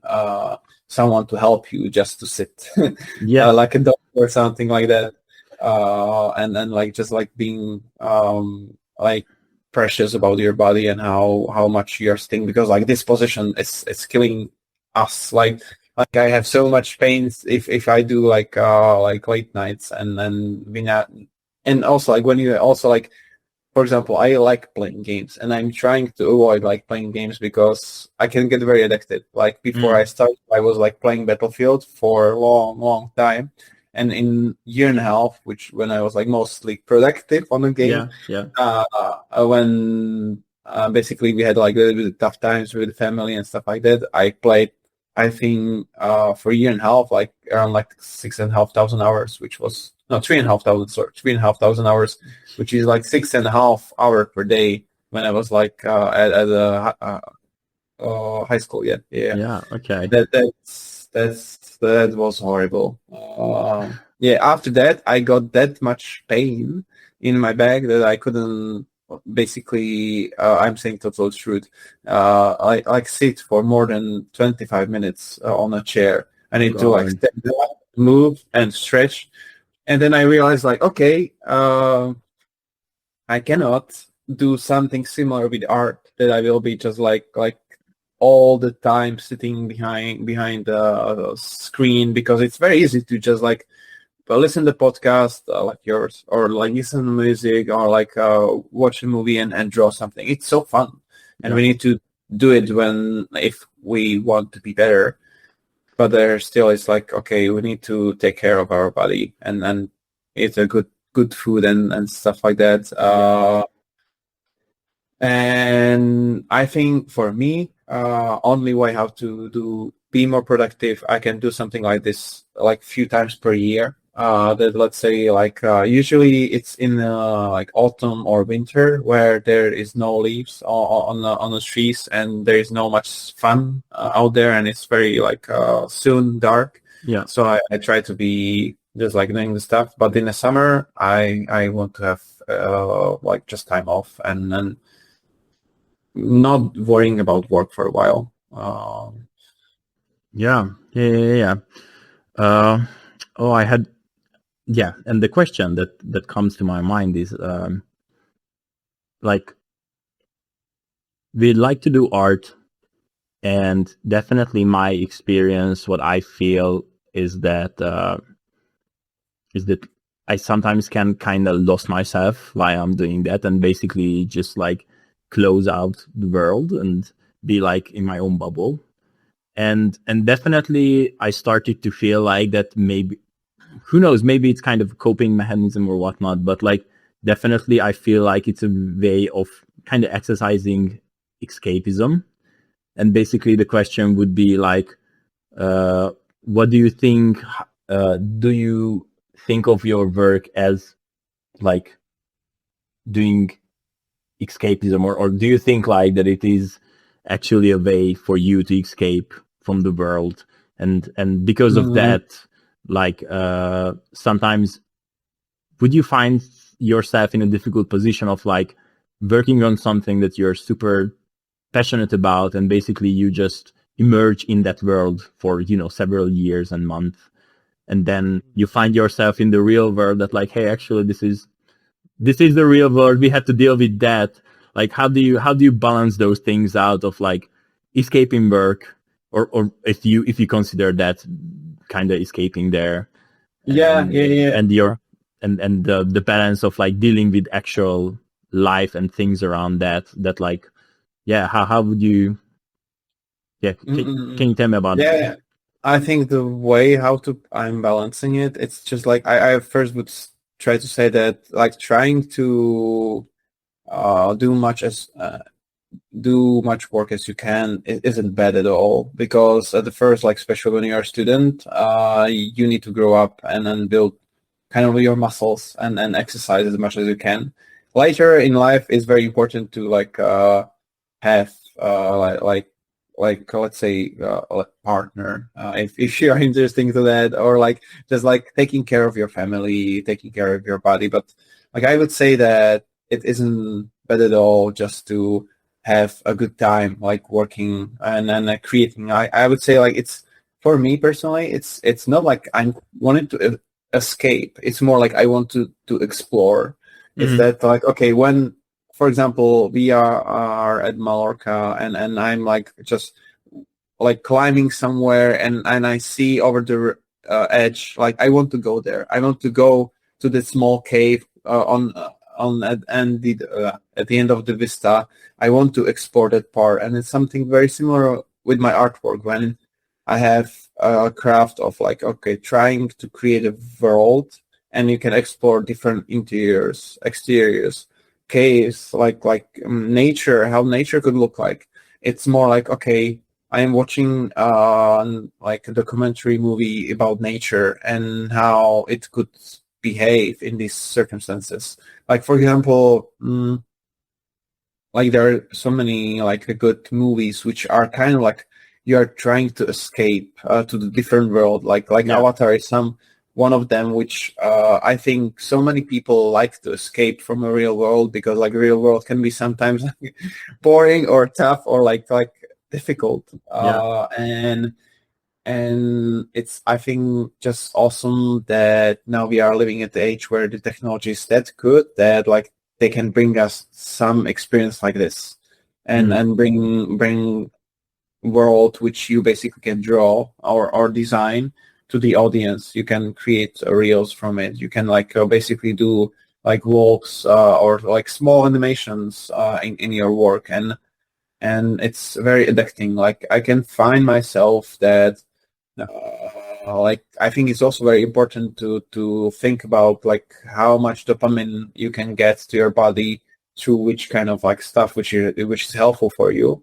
Like for example, like scrolling is like taken as it's not good for your body, but it's giving you so much dopamine. And if you can like train yourself to take those dopamines from like, let's say, studies, like quick studies of like master paintings, that's much better. And I think it takes a little bit of like suffering to get there. Like when I was trying last year to refine my joy in art and like find why I'm doing this, why I'm not getting kind of like old after like 8 years of like working in the industry, and why I was brought here and why I wanted to pursue this way.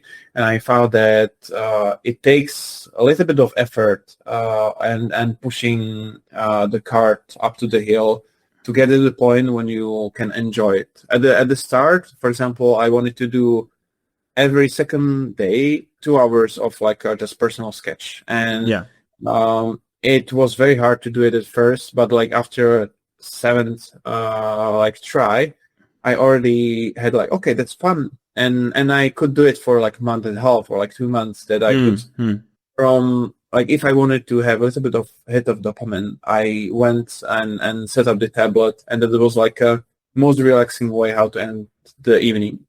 I think it's not sustainable for a whole year, but for a while we can try to pretend that this can be the treat for us, or like reward. Wow. Okay.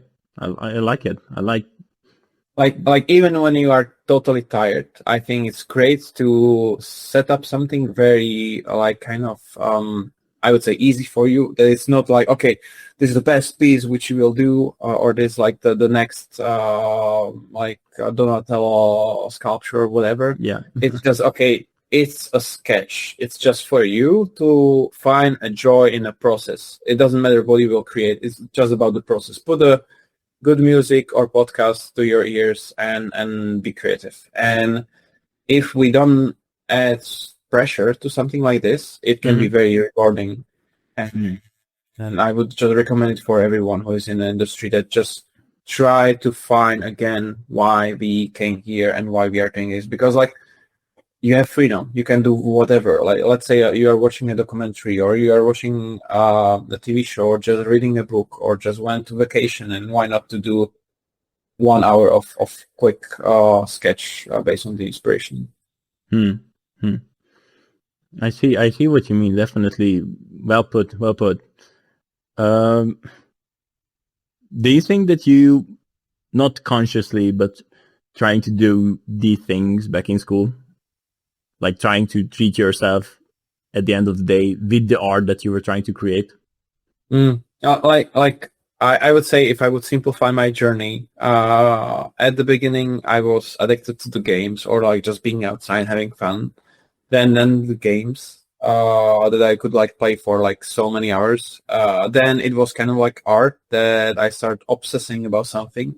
And these 8 years, it was like whatever, just like being with the friends, or just like watching a good TV show. Recently we finished the Severance TV show, which is absolutely great.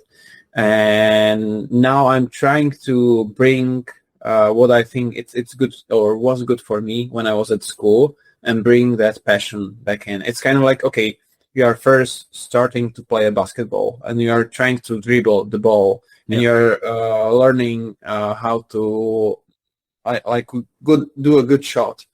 And when you're starting, like it gets very quick, and you can have so much dopamine from it, and it gets very addicting for a while.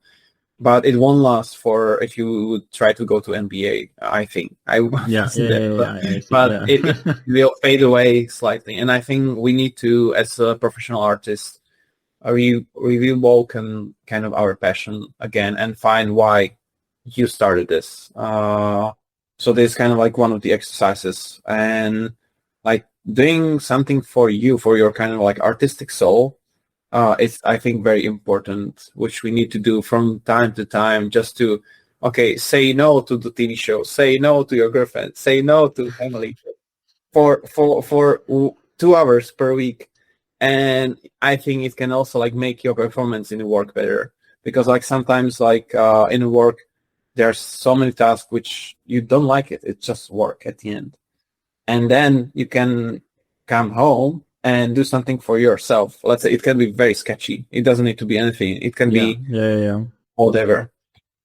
Yeah. I actually last year, like, I was not sure that it was the process of re-evoking the passion part, but I was trying to do like a sketch every day. And actually it went for quite a far. It was like 200 days or something, you know, like, and I was able to do some super small sketch. Yeah, sometimes I actually was like, it was so in my head every day that it like, I went to a bachelor party, and actually I was like, oh no, I don't have anything, and basically at the bar I just got the receipt and and grabbed the pen, and like just a super small doodling, you know, just to be like, okay, now we're finished. But definitely, it's interesting what you say, because like I feel like I'm not 100% sure whether I was doing that to reawaken the passion, or it was just like an obligation of like, hey, I have to do this because of the craft and whatnot. So it is definitely reassuring that like you can somehow like rediscover, because I'm not saying that I'm burnt out, but I definitely feel the need, what you just described, of trying to rekindle that spark that was there at the beginning. And probably that's why I like to play video games still to this day, because definitely those moments when I can get lost in some good games, it can be like, oh yeah, like this is the moment where I was like, oh yeah, this is fun, and I enjoy it. Nice. Yeah, like for me, it's like, why you play video games? Because you want to have fun. Why a lot of people wants to do concept art? Because it looks fun.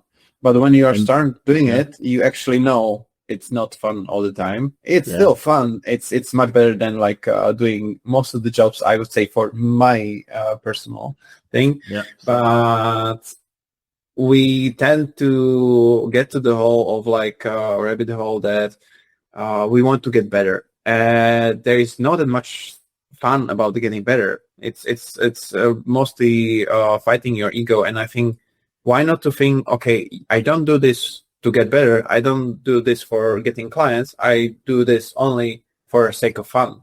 Yeah. And then I think some kind of like soul, like artistic soul, can be rewoken, and then be, for a while you can enjoy it. It's kind of like a falling in love for the first time. It's like you need to like actually like try to do it. It won't come at you. Yeah, definitely you have to practice it for sure.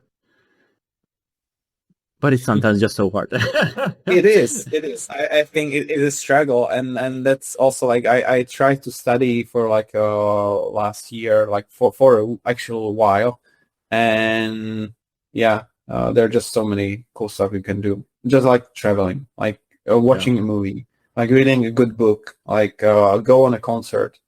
These are kind of like something which can like reawaken that part of the passion, but still like, it's okay. I'm interested about life. Like there are so many like good stuff. Like I would love to, like I have on my bucket list to see like a real tornado, and be like feeling the sense of like what Earth can do, or like seeing volcano. Like I went to the Iceland already like twice, but I haven't seen the volcano like erupting.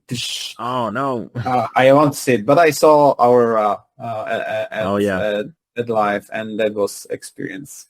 Oh, yeah. I had the same experience as well. I was in Sweden, and like it was magnificent. Like I wasn't expecting it, but one of the night it was just there, and it's like, oh my god, it's like so surreal and eternal and otherworldly.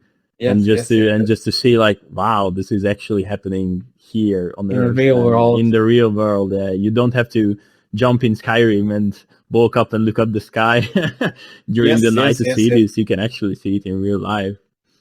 Like, do you have like more stuff like in your bucket list which you would like to, before you will go to grave, like would try to witness something which was like, okay, that's the mark of my life. Okay, I saw this, or I was a part of this. Do you have stuff like that? I had many of them, but so many of them actually had been ticked, luckily. So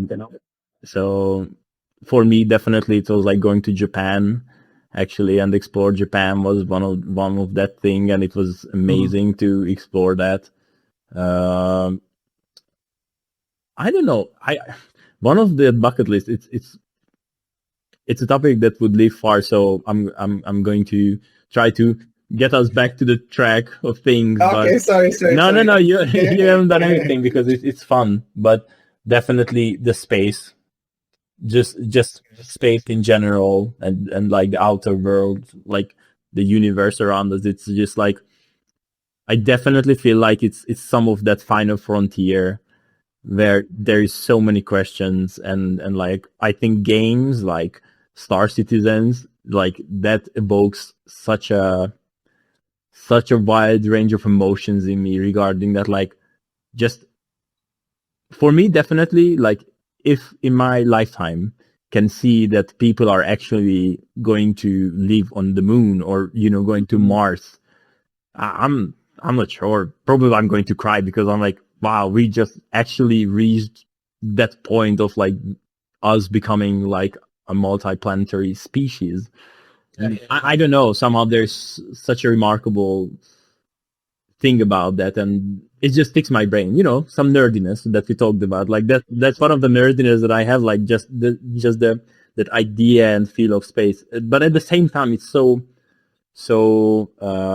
terrifying as well, when you just look into the void and it's just like darkness, and like it's so lonely and whatnot. But on the other hand, it can be so beautiful. And like, I'm not sure whether you've seen the movie the Project Hail Mary that came out recently, but like that movie as well, it was just like so thought-provoking, and Yep.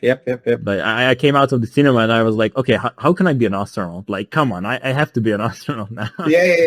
Maybe there is an easier way. Like that movie was beautiful. Like I can really remember like my girlfriend's hands were so sweaty from the kind of like amount of like tension which was in the movie, but in a way that like you don't get that kind of like show of the masculinity, I would say, right amount and right way how to be a man, and go about like all the challenges which he faced, and be like, okay, I'm not like any Sigma or anything like that. I'm just a man, but I'm smart. I'm not talking loudly about it. I just want to, okay, they actually like needed to take him in a force just to put him on a ship, and he didn't want it to be there.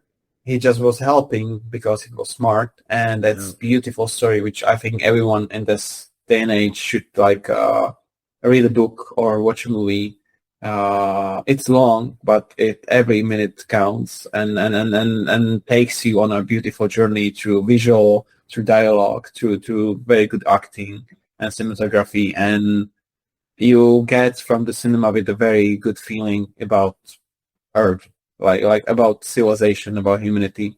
And I think we are missing it so much that we always get like distracted by like so many horrible stuff which are happening, but still there is also like a good stuff happening. Yeah. That it was such a good movie, and also like I definitely feel like that we can take so much of the idea of like sometimes there are these journeys that are so, it feels unwanted and it feels like, oh no, it's like too uncomfortable to be there. And then sometimes it's just like you have to dive into it and say that like, hey, like even though I might not be 100% prepared, I'm just going to jump straight into it and try to figure out what's going to happen. And there's such a beauty in that to figure out things like that. And I think in our like in our field of work also sometimes the opportunities presents themselves, and you have to be like mentally ready, even though if like you feel that like, oh, I'm uncertain, sometimes you still have to be like, okay, I'm just going to jump that ship and see where it takes me, because you can end up in such good places, you know, like for example, you just said like us saying to Jama that like, why don't you join us, you know, like, you know, it's like you were on Hinge, guys, and whatnot. It's like look where it led to and things like that. So sometimes you just have to do that and take the leap of faith, basically.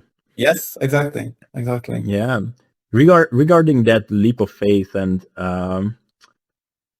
you much earlier you were mentioning that you were teaching at 3D Edge, and I'm curious how that opportunity presented it to yourself, and actually, like, were you thinking that you were actually ready to teach? Things like that. If you are trying to compare it to the topic that we were talking about. Yeah, so basically, kind of, I will start a little bit earlier. Like my first kind of interaction with the teaching, was with the applying school of Košice. That it was like basically taking the students for 1 week, and they were like having a little bit of like, okay, week where they need to go to the studio and they need to be educated. And I was a person who was helping a few of them. It was kind of like my first occasion of like meeting with the guys and like actually telling something to them, like, okay, do this, or like, this is bad, this is great. It's fun, just like doing feedbacks. Then last year, before summer, I was like messaged by Jose Vega with his like world builder course to do actual like world building about interiors, and it was kind of like my first official way how to do teaching. It wasn't like face to face. It was like pre-recorded tutorials, but it already showed me that teaching is so important for being a good concept artist, because a lot of the time, especially me, because I I work a lot of times from the feeling and some kind of like seventh sense or like whatever, that I'm not very logic about the composition and lighting. And I needed to find kind of reasons why I'm choosing this composition over that one. And I needed to be able to describe how to get better interiors, what are the rules of like getting successful interiors for your clients. And it was very mind-blowing experience for me, because for first time I felt that, okay, maybe I have it, maybe I don't, I'm not sure, but like, okay, it was a cool experience of just like trying to put something on the paper, make it logical, and then like explaining as simple as possible to the students, and it was cool. Then at the start of this year, I was contacted by Americ from New Edge that they would like to have me as a like mentor. It's not kind of like a teacher that they are coming to the school and teaching the students their craft, but it's most likely like, okay, these are the second years. Basically, the concept art department consists of like 2 years. First, it's like mostly every 2 weeks you have a new teacher and you learn stuff, and then you do the projects. But the second year, it's kind of like half of it is about this, like teachers every 2 weeks, and then you do the projects. Yeah. And the second half, where I was involved, was about like, okay, they're actually going to make a project for a while, for like 2.5 months or something like that. And my job there is to help them, guide them, and being not like art director, but like being as a guidance or a voice with the experience, who can like help them with the like softening the corners or making softer, sharper, whatever, and adding a little bit feedback on top. Like for sure, I can show them like the way I'm working. For sure, I can like make some statement about like how should this be done. But mostly it was like me giving the overpaints, having a friendly chat with the students, and like talking, asking them what they think about this, how this can be better. So it's something like a teaching, more like mentoring, or like if you would have a mentor in a professional way, that you are training for a match, in a boxing match, and you need someone to help you to find your weakest points and work around them. So that was how I was introduced to the teaching. Okay, I see. And how's your experience, like in regards of like feeling wise, of like you said that it was like a mind-blowing experience in a way that like, okay, like actually you have to construct like deconstruct the complicated ideas to smaller ones. But what was your experience with the students, of like giving them the feedback? So not just like the teaching part, but like the way you felt of like, okay, like how they reacted, how they also like changed you in a way, you know, of like, maybe. Yeah. So first of all, I would say that these guys, which are the New Edge, it's very hard to get in. So they are like one of the best guys, like trainees, or how rookies you would call them. Okay. Which will be soon getting like proper jobs. So there is like, you need to be one of the best to get there, because there is so many people, and there are so many people from different countries, not just in Europe, but from the Asia, from India, from US, coming to Paris and be educated by them. So it's even for me, if I would be at their age, it would be very hard for me to get in. So actually, you are you are the students which they are giving to you.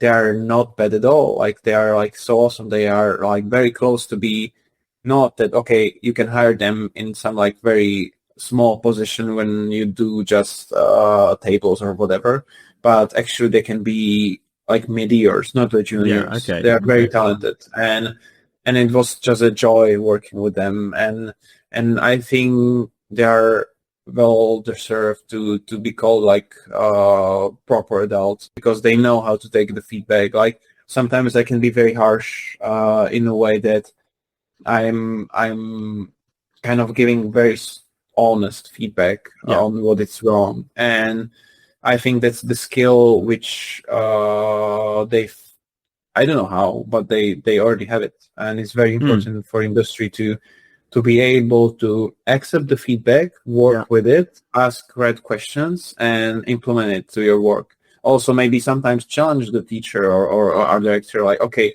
why you think this is right, and you need to prove it. So we found that doing the overpaints, it was the most helpful thing to do. Yeah, sometimes you can just like circle the stuff like what most of the art directors do, but it's nice to show them, okay, with like 20 minutes of overpaint, how in which way you could push it, like what is wrong with the composition, what mostly I would say for 3D guys, they have very wrong values. Like they don't take the values as a 2D painting, but as a 3D base. Yeah. So I encourage them to paint more, to do more studies, and then or like do study that you have an image and you're trying to do it in like a tree value structure, and it needs to be visible. Yeah. Leading lines, everything. So just like cool stuff, I would say. Like they're. I think I learned a lot as a teacher, like especially with my like very limited vocabulary. I was like in a place where I need to find the right words and right way how to paint. Sometimes I was like just quite okay. I don't know how to explain this. I will just draw it, and then we can like talk about it, because like sometimes it's very hard to explain stuff which I wanted to do. Yeah. And have yourself ever imagined back then that like, wow, maybe like, what do you think your younger self would say that like, hey, actually it's so cool now, and like I actually got to teach or something? Do you think you would have believed that like, oh my god? No, not at all. Like not at all.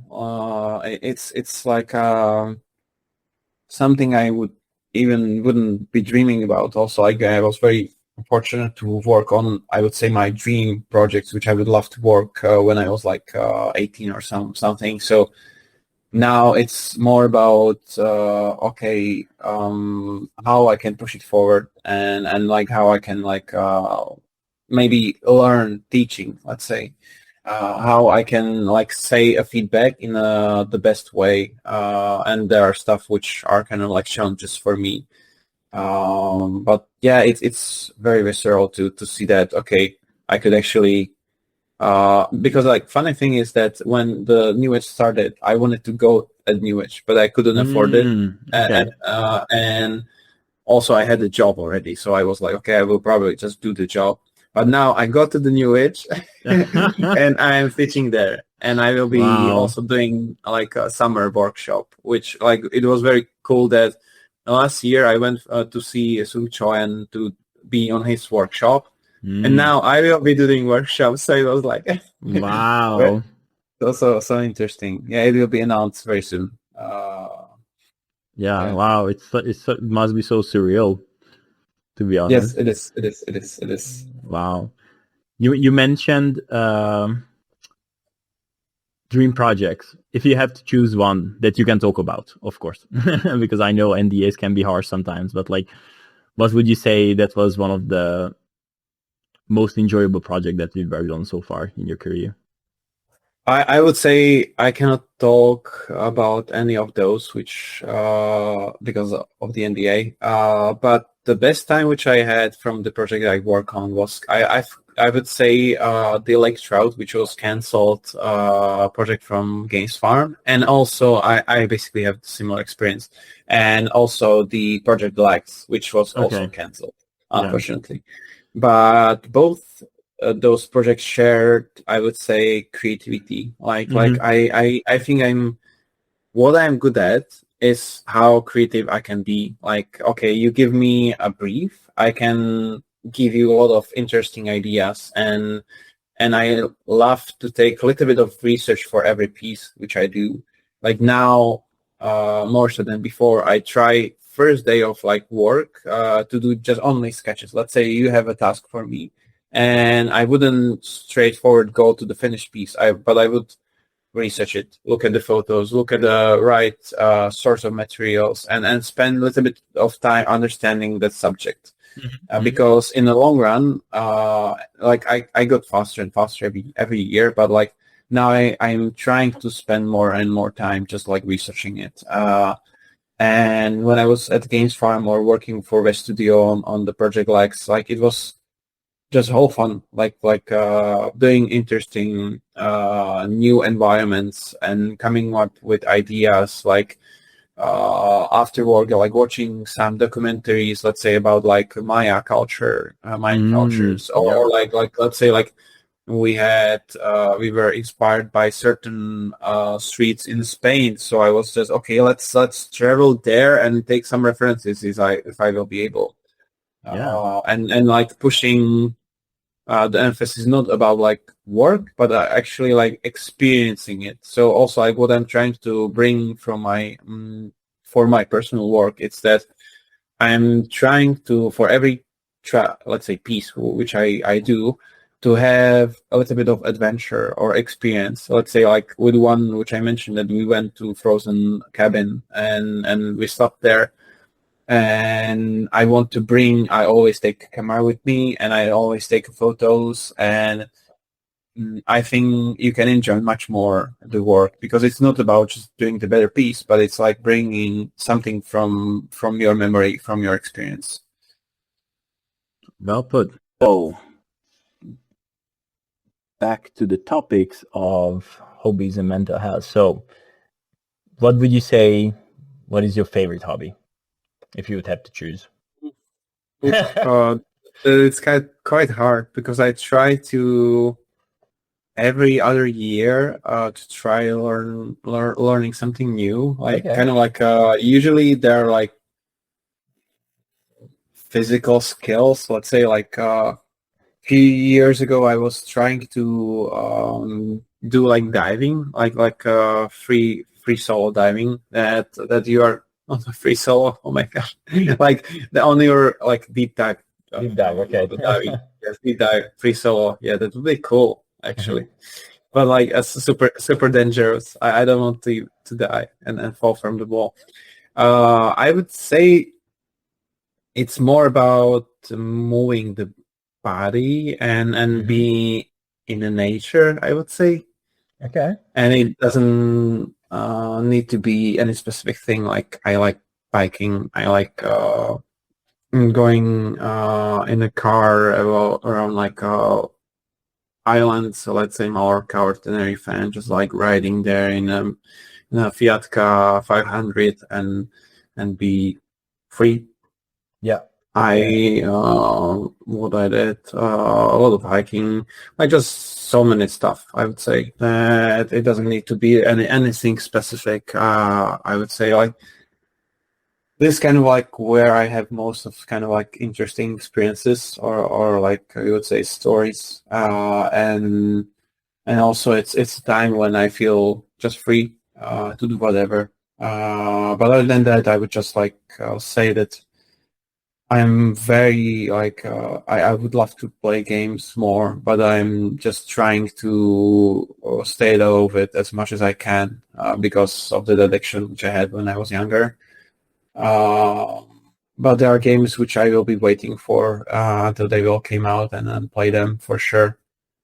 So I would say like something which is kind of interesting, that the hobbies which helped me for art literally was photography, and then buying a proper camera. I have Fuji X-T4, which is like a mirrorless camera, which is doing cool photos, and Fuji is very well known for like its own filters or like film simulations, that the photo which you will take, actually you don't need to shoot on RAW. You can shoot on JPEG, and straightforward you have something beautiful or in your pocket. So I think I want to be let's say, okay, we are going for a trip to like photography trip to inner like parts of Iceland, and you need to shoot like very quick when stuff happens, because like I like way of like documenting the stories, or like traveling when, for example, we are on expedition, like going with like proper trucks through the rivers and going very like far from the civilization. Yeah. And we want to like find perfect conditions for, let's say, this mountain to be lit by this sun, like at a certain point of the day, and doing stuff like this. And I think like just taking your own photos, it can, first of all, like you can have like free library of high resolution photography. Then you can get inspired by those moments, and you imprint those moments to the images. And just the way how you learn to do the composition, it is much quicker than just sketching, because you are basically working with the camera all the time. Like I used to do also like the camera work with like actually like running with the camera at like Košice camps I'm attending like every year in my local town. And like most recently I'm trying to do more like photography because it's less demanding. But like actually like having a story in mind, telling something to the audience, and follow the subject, and then moving the camera, and learning how to frame them, how to like have them like composed with the lighting and everything. It's just cool way how to be, I would say, creative, but not actually create with you sitting behind the PC, because I am sitting behind the PC so much. So if I have a hobby, I want to be outside and then not be like crunching my back and like be in this pose. yeah. I see. What do you have like what do you have, like any particular like experience or like hobby which you love to come back every year?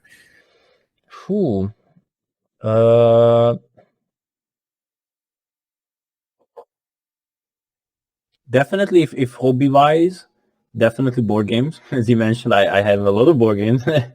So, and that's definitely one thing where I can feel that, especially with the story-driven games, I can definitely feel that it's more of a way of exercising my imagination, like the way I can construct images, because most of the time it's just like in D&D, you're just hearing the story, but it's not represented like one-on-one on the game board or something like that. And definitely with story-heavy stuff, I really like the way when you can just like sit there and actually trying to imagine in your head, and like it in a way like basically you are creating your own visual library in that sense, because like because like of course there are things that you are like getting and referencing from the real world, but at the same time you are in your head already trying to imagine something totally new. Like I don't know, maybe it's a bad comparison, but like AI, as AI trying to trains itself on its own data, but sometimes you can do that as of course it's the output and input, it's a bit different, but at the same time, like still it's a good experience. So I really like board gaming for sure. And if it's not story driven, then I really like the Euro style games where it's like a lot of mechanics, and like it just keeps your brain fresh and gives you a lot of ideas. And also like today, like I think most of the board games are visually so pleasing, and the aesthetic and and the table presence, it's just so beautiful that basically sometimes I feel like I'm actually looking at a work of art right in front of me, and it's not just a game. Those things. What else? Like actually, like recently, I tried to do like miniature painting as well. So probably I try to. I will try to explore that a bit more, because I have a lot of board games and I have a lot of miniatures in those boxes, and they are just the gray. Why not to pay them? Yeah, the gray shame is behind my back of like, why are you painting me? So that as well. And like moving wise, for example, I like to take like long walks in the city. Like I'm not sure about you, but like I sometimes after work, the way I kind of relax is just like not coming home immediately. Is that I somewhere I take off from the tram or maybe from the metro and just take a long walk, and just try to get the fresh air and just try to clear my mind. And basically, when I arrive back home, like I just arrive back in a different state of mind. Yeah. That's something which I a little bit missing because like now, my home it's like 5 minutes or like 4 minutes from the Okay. studio. So like I can like wake up at like 9:20 and be at work like at 9:35 or something like that. So it's not very healthy because like then I think it's very appropriate for your body and mind to have like a little bit of like a buffer of like, okay, changing the mindset. It's not like in Severance that you will like enter the elevator and suddenly you are a different person. You need to have like a little bit of time. And that's good about like huge cities that you commute and then you can change your mindset. No, definitely agree that like even today coming back to this interview, like I asked one of my coworkers to drop me out on the way out because for me it's like when I get off the tram it's like a good 15 to 20 minutes walk to get into the actual office, and there are basically the only public transportation there is like not very reliable, so I just usually walk. But that 20 minutes is just like basically almost a ritual of like I'm walking there under the trees and whatnot, and it's just really just that mindset change happens during that time. It's just so nice to know that like, okay, now I'm going to the office, and then slowly but surely I'm starting to think of like, okay, what I have to do and things like that. And when I arrive there, I know that like, okay, I'm here.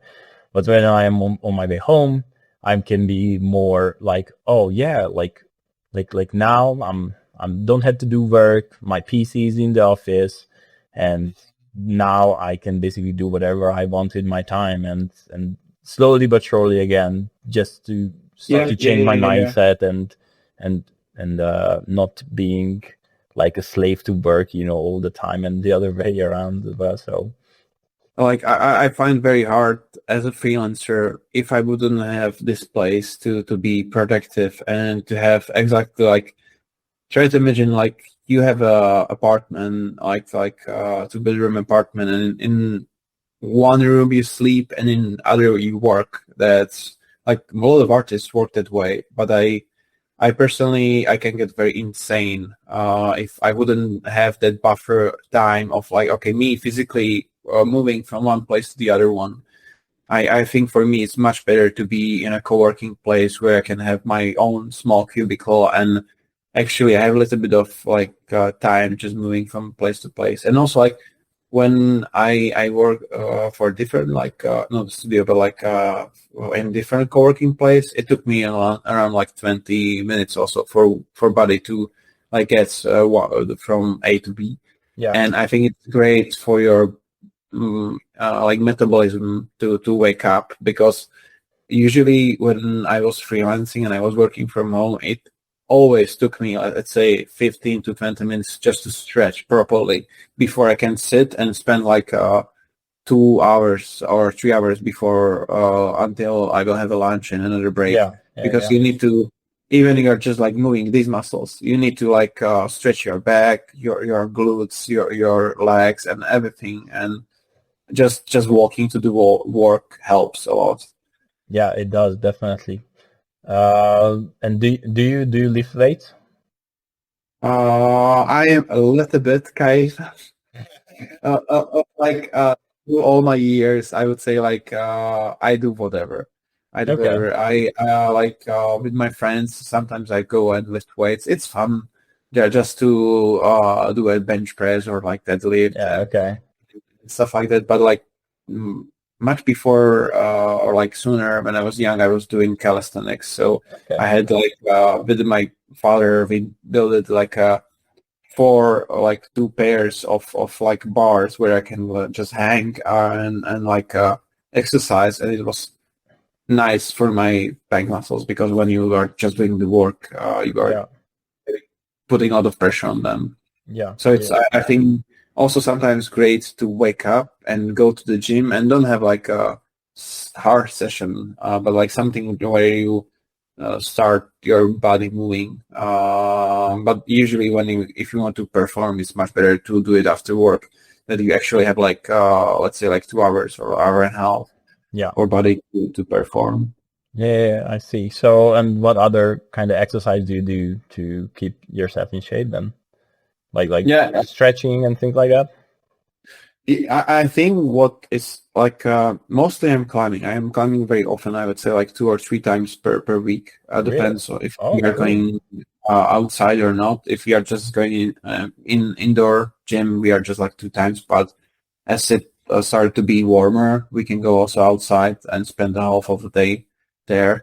But I would say that if you climb overhangs, you can also exercise your lower back. But if you are not climbing overhangs, which not all the gyms they have it, which is like a kind of very steep surface, and you go like this. All of the gyms like they have something like this, and you need to exercise your lower back. So I think like Romanian deadlift are very great for your lower back, because you are kind of like doing the deadlift, but with the stretched legs, almost stretched ones. So you exercise the glutes, your like hamstrings, and it's just like a great way how to basically work about your whole like back part of the body, because like with the climbing you are not very exercising this part. So because I sit a lot, and now I play Battlefield as everyone, because it's finally a good Battlefield. So I am a little bit more often behind the desk as I would like to be, and that a little bit of like lifting helps me to feel very healthy. So I would say that if I have a time where I need to perform, or like we have some extra hours at work, I will also do extra amount of like body weight training, because then I can feel healthy, and then I can actually do long hours. So I think and my body is built that way that I feel pain very quickly. Imagine like if you would challenge me to do like 2 weeks without any gym at all and do some work a little bit more, I would feel my back in no matter of time.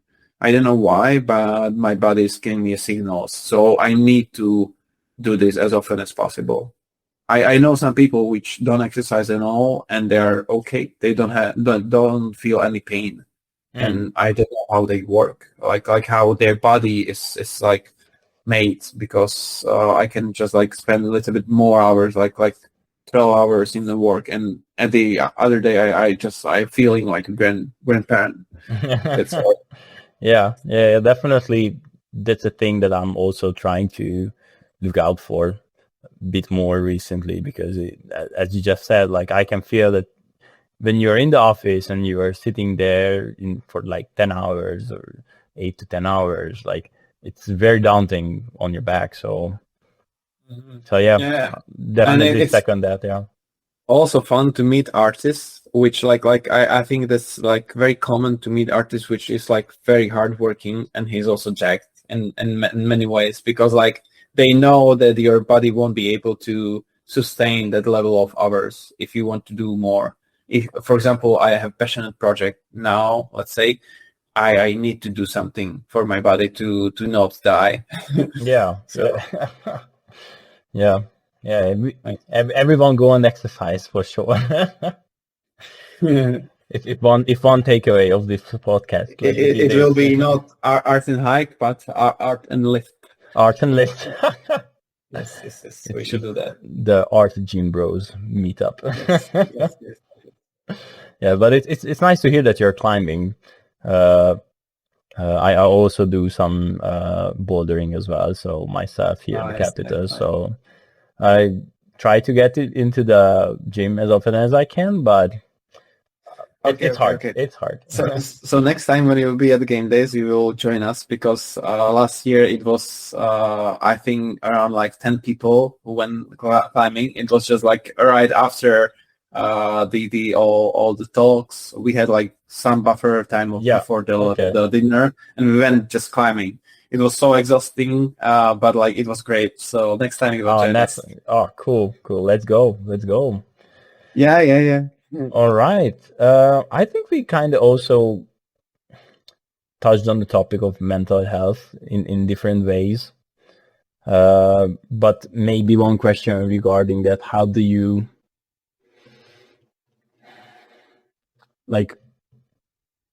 keep up with all those things that you're doing? Like, you are teaching at New Edge. You're organizing things like the game days, the art hike. Also, we haven't touched on the topic, but the art space that you guys have in Košice and things like that. So, like, how do you keep up with all those things and feel like you're still sane? Yeah. Like I would say that I have very supportive partner, which taught me very recently, or like a few years ago, like how to relax, because I'm coming from the family where basically even now when I visit my parents, they're always just doing something. Always, like they're very hard to like that I will tell them to sit and do nothing, and it's okay. We are always very active, and I think I have a very active mind, and it's not like HGH, but like it's kind of like that. I'm always trying to find something to have fun about, and I think that like it's great because like at work I'm very alone. I'm in my own office, and if I want, I can be social. But like after work, I try to be as social as possible and just meet with the friends, do like some interesting stuff, talk with the students or whatever. Like if I would be totally alone and not have any friends at all, like I would totally get insane. So I think it's just a matter of like go outdoors, have an adventure, go watch a movie, and not be that hard at yourself all the time. It's something also like regarding the mindset that like, okay, now I'm at the stage where I can relax and don't do any work after the work. But like if I would be student, what would be the advice? And I would say that like, okay, you need to be, don't take it as I need to be better, but I need to have more fun. It's about the passion, I would say, if we would like sum it up somehow.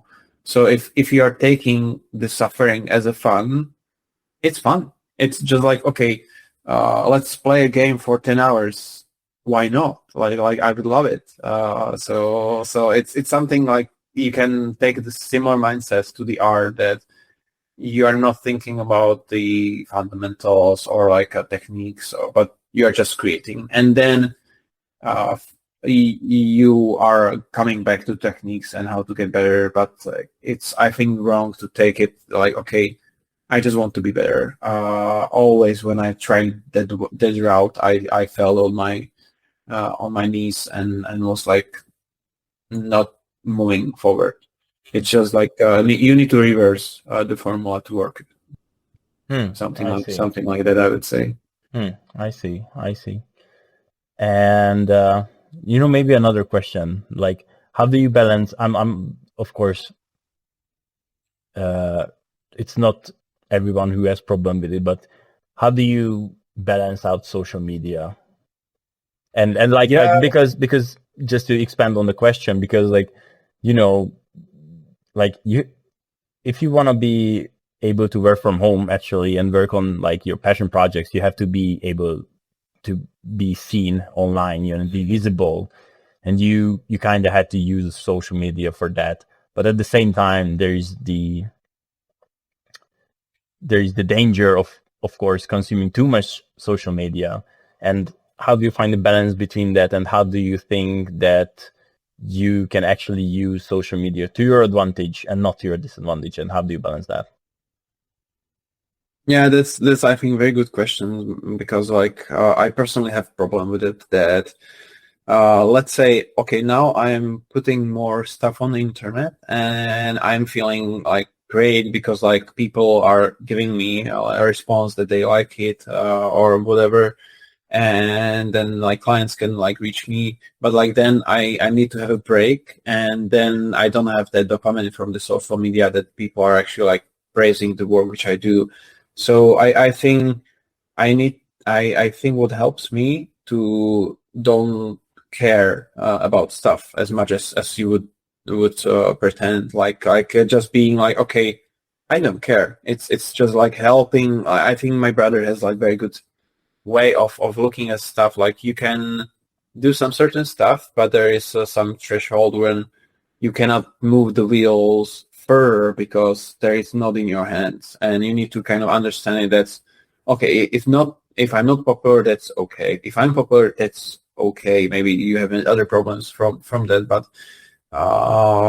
not be very serious about those stuff. I would say, but like I have personally a problem that like I can scroll endlessly on the phone before I go to bed, or like first thing which I do when I wake up is look at the phone, what happened. I don't need to do it at all, but I do it, and I have this habit of doing it, and I'm trying to kind of like as everyone doing it less, but it's just hard. I think, I don't know. I don't have any advice for this. It's just like everyone struggles.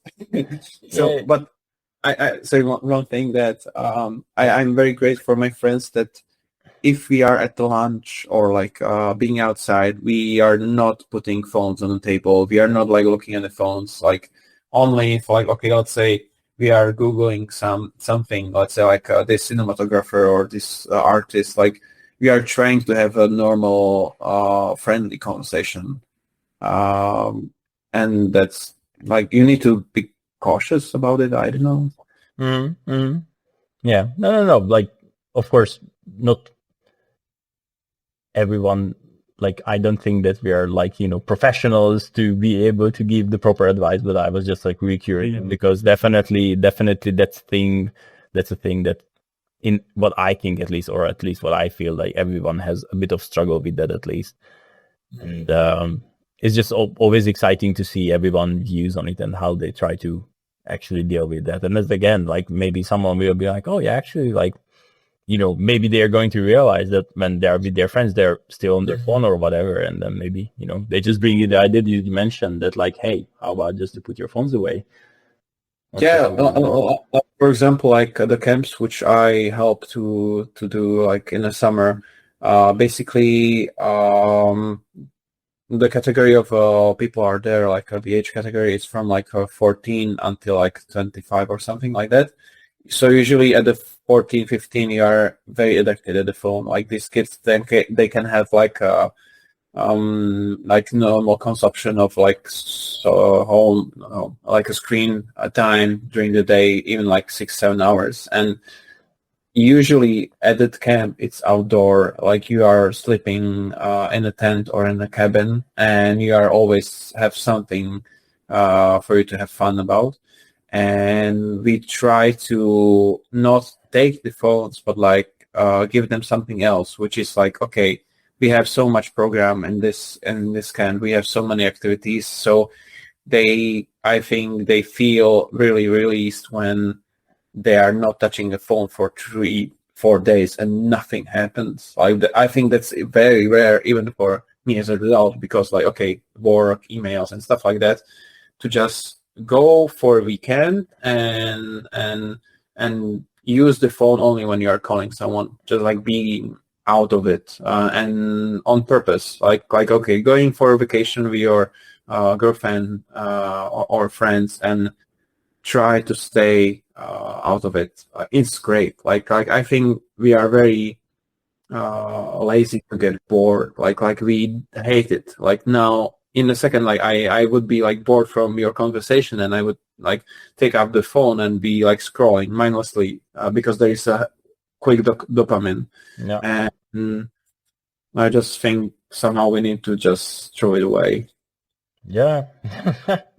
What do you think? Like how it is for you? No, definitely. I feel that it's such a two-edged sword, where it's like on one hand you need it, like even in work, like I can see all the art directors most of the time on the phone because like, oh, the construction company calls them and things like that. And that's necessary. But on the other hand, there's the part of like, okay, now that I took this call, everyone is like, oh, then, maybe I can just quickly look at Instagram or whatever, as you just said, for the quick dopamine hit.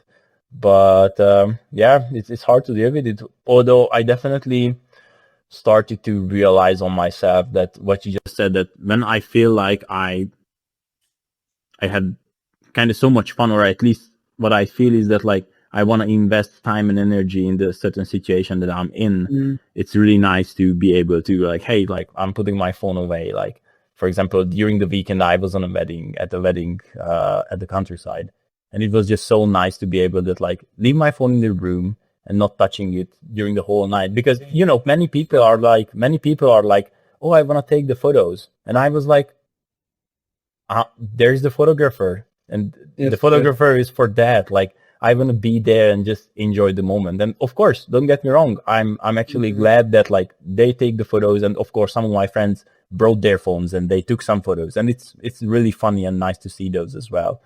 But at the same time, I really feel that like I appreciate the event in a much, like, at least for myself, it elevates the whole experience to a whole new level. Like, for example, in Japan, there was this, there is Team Labs company basically, and they have Team Labs Planets and Team Labs Borderless, and these are like exhibitions that are trying to touch on your different sensitivities, what you have, like senses, what you have. And like I heard many good things about that, and I've just seen just a few snaps basically of it on the internet, and I was like, okay, I'm not going to take out my I'm going to leave my phone in the locker and just trying to walk through the whole things. And it was so beautiful. Like, really, the whole experience was so different. Everyone was there taking pictures and whatnot, and of course sometimes I would do that too. So but sometimes if you pre-decide that like, hey, this is a very important moment, or this is something that I want to take it in fully and not have the distraction of the camera, then why not just let it be? And I think some of my favorite memories actually connected to that. So definitely I can second the idea that like sometimes it would be just nice to be able to throw it away and never have it in our pockets and whatnot, because there are so many other good things that are always happening around us that it's just so nice to be able to actually recognize that and be part of it. Even if it's just like, for example, in the morning, I try to do the routine of not looking at my phone at all. So the only thing that I'm trying to do is just like to turn off the alarm and then, wake up and whatnot. And when I'm on my way to work, I try to just read a book or maybe listen to music. But great habit to do. Yeah, but not opening up social media, just to be able to try to be clear, quote unquote, Yeah. I cannot agree more.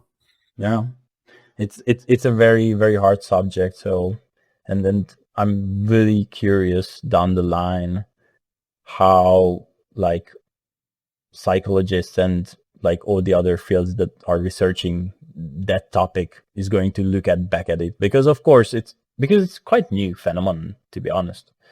Yeah. So who knows? 20 years. Yeah. So who knows what's going to happen like in, I don't know, 40 years down the line, and how we're going to use this, and maybe more researchers comes out. So it's interesting stuff for sure. There are many other things that I would love to talk about. Who knows, maybe on another episode. But I had the like 3 last questions that I have is, what is one advice that you will give your younger self or to people who are trying to join the industry? Yeah, I would say, as I said before, invest to the passion and have fun first. Like, don't try to be better, try to have more fun. And from that, you want to grow more. And educate yourself as much as you can. Like thanks to mobile phones and internet, you can have so many like people in your just pocket, like talking to you and telling you what to do, how to do it, and giving you actual advice. So I would say that have a fun and learn as much as you can. Don't be like, okay, I'm a professional. I don't need to learn at all. Like I think it's great to bring the spark of new information to your head and then learn something new. Cool. Well put. The other question would be, what do you think that you are the most proud of? And it doesn't have to be art related. It can be anything. What comes to your mind? I would say first that I'm healthy and all the people who I know are kind of like in a good spot, that are not somewhere in hospitals or anything like that. That they are basically doing great. Basically, our biggest problems are work, which is kind of normal. But it's like also, okay, I don't want to spend that much time on social media. That's our problem. It's great to have a problem like this. Like, I think we are just fortunate, me personally, that I have healthy parents. We have a good relationship. I have a good circle of friends, and I have like for example, like for a few weeks I was a little bit like worried about my sight because thanks to kind of a body which I have, that I can get really quickly exhausted if I don't have a food right away, that like my sugar level will drop, that I was blind for a few hours, that I basically couldn't see. Basically, if I would like to look at you, I would need to look at this way because like the middle of my iris would get black. And for that time, I felt that I'm losing my sight, and I won't be seeing the world I am seeing now in the future. So I'm glad about it, that I'm just can like wake up and looking at the partner, looking at the nature, and then be just like happy about this.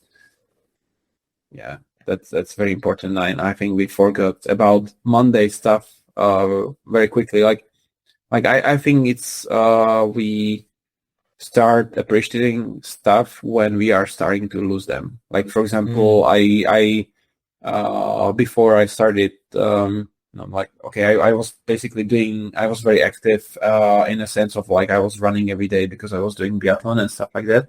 And then I had an injury for my knee. And then after that injury, I now cannot run like professionally or like a marathon or whatever. I can maybe run for like 2 kilometers and that's enough.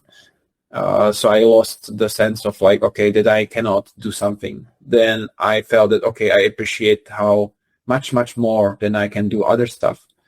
So I think it's also great to do something in order to be appreciate more yourself. All right. Okay. And the third one would be, what does the future hold for you? Like, what's forward? Where are you going? Yeah, future is scary and beautiful at the same time. I think that I will be in one company which I work for a while until the project will release. So I'm very glad to say that I'm safe for a few, let's say a year and a half or like 2 years forward. Because like now the current situation of the industry is a little bit messed up, that having a job is rare, even when you're a professional, and having like consistent like coming new clients to you and asking for you to work with them, it's much harder than it was before, I think. So I would say that I'm very fortunate for this, and just having fun. I think like in terms of like stuff which I will organize because there are like a lot of them. Like in the summer, at the start of July, we will be doing art and hike in Poland. in Zakopane. So reach me out if you want to join. Then right after, I will be doing a workshop, a physical workshop in Paris at New Edge. Also, I forgot before, in I think like 2 weeks, I will be doing workshop for Galeria Roja. So that will be cool. Game days, and hopefully I be healthy and meet everyone which I met last year and they are attending. So cool stuff. Awesome. Sounds great. I think that's all. Really thank you for your time to be here and having this amazing chat. And I think that's all for now, and take care.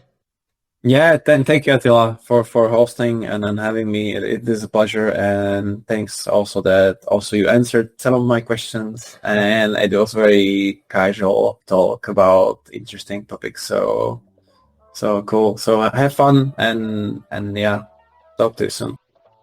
A huge thanks to Gabriel for this fantastic very first episode. Make sure to follow him and check out his work through the link in the description and see what he's up to next.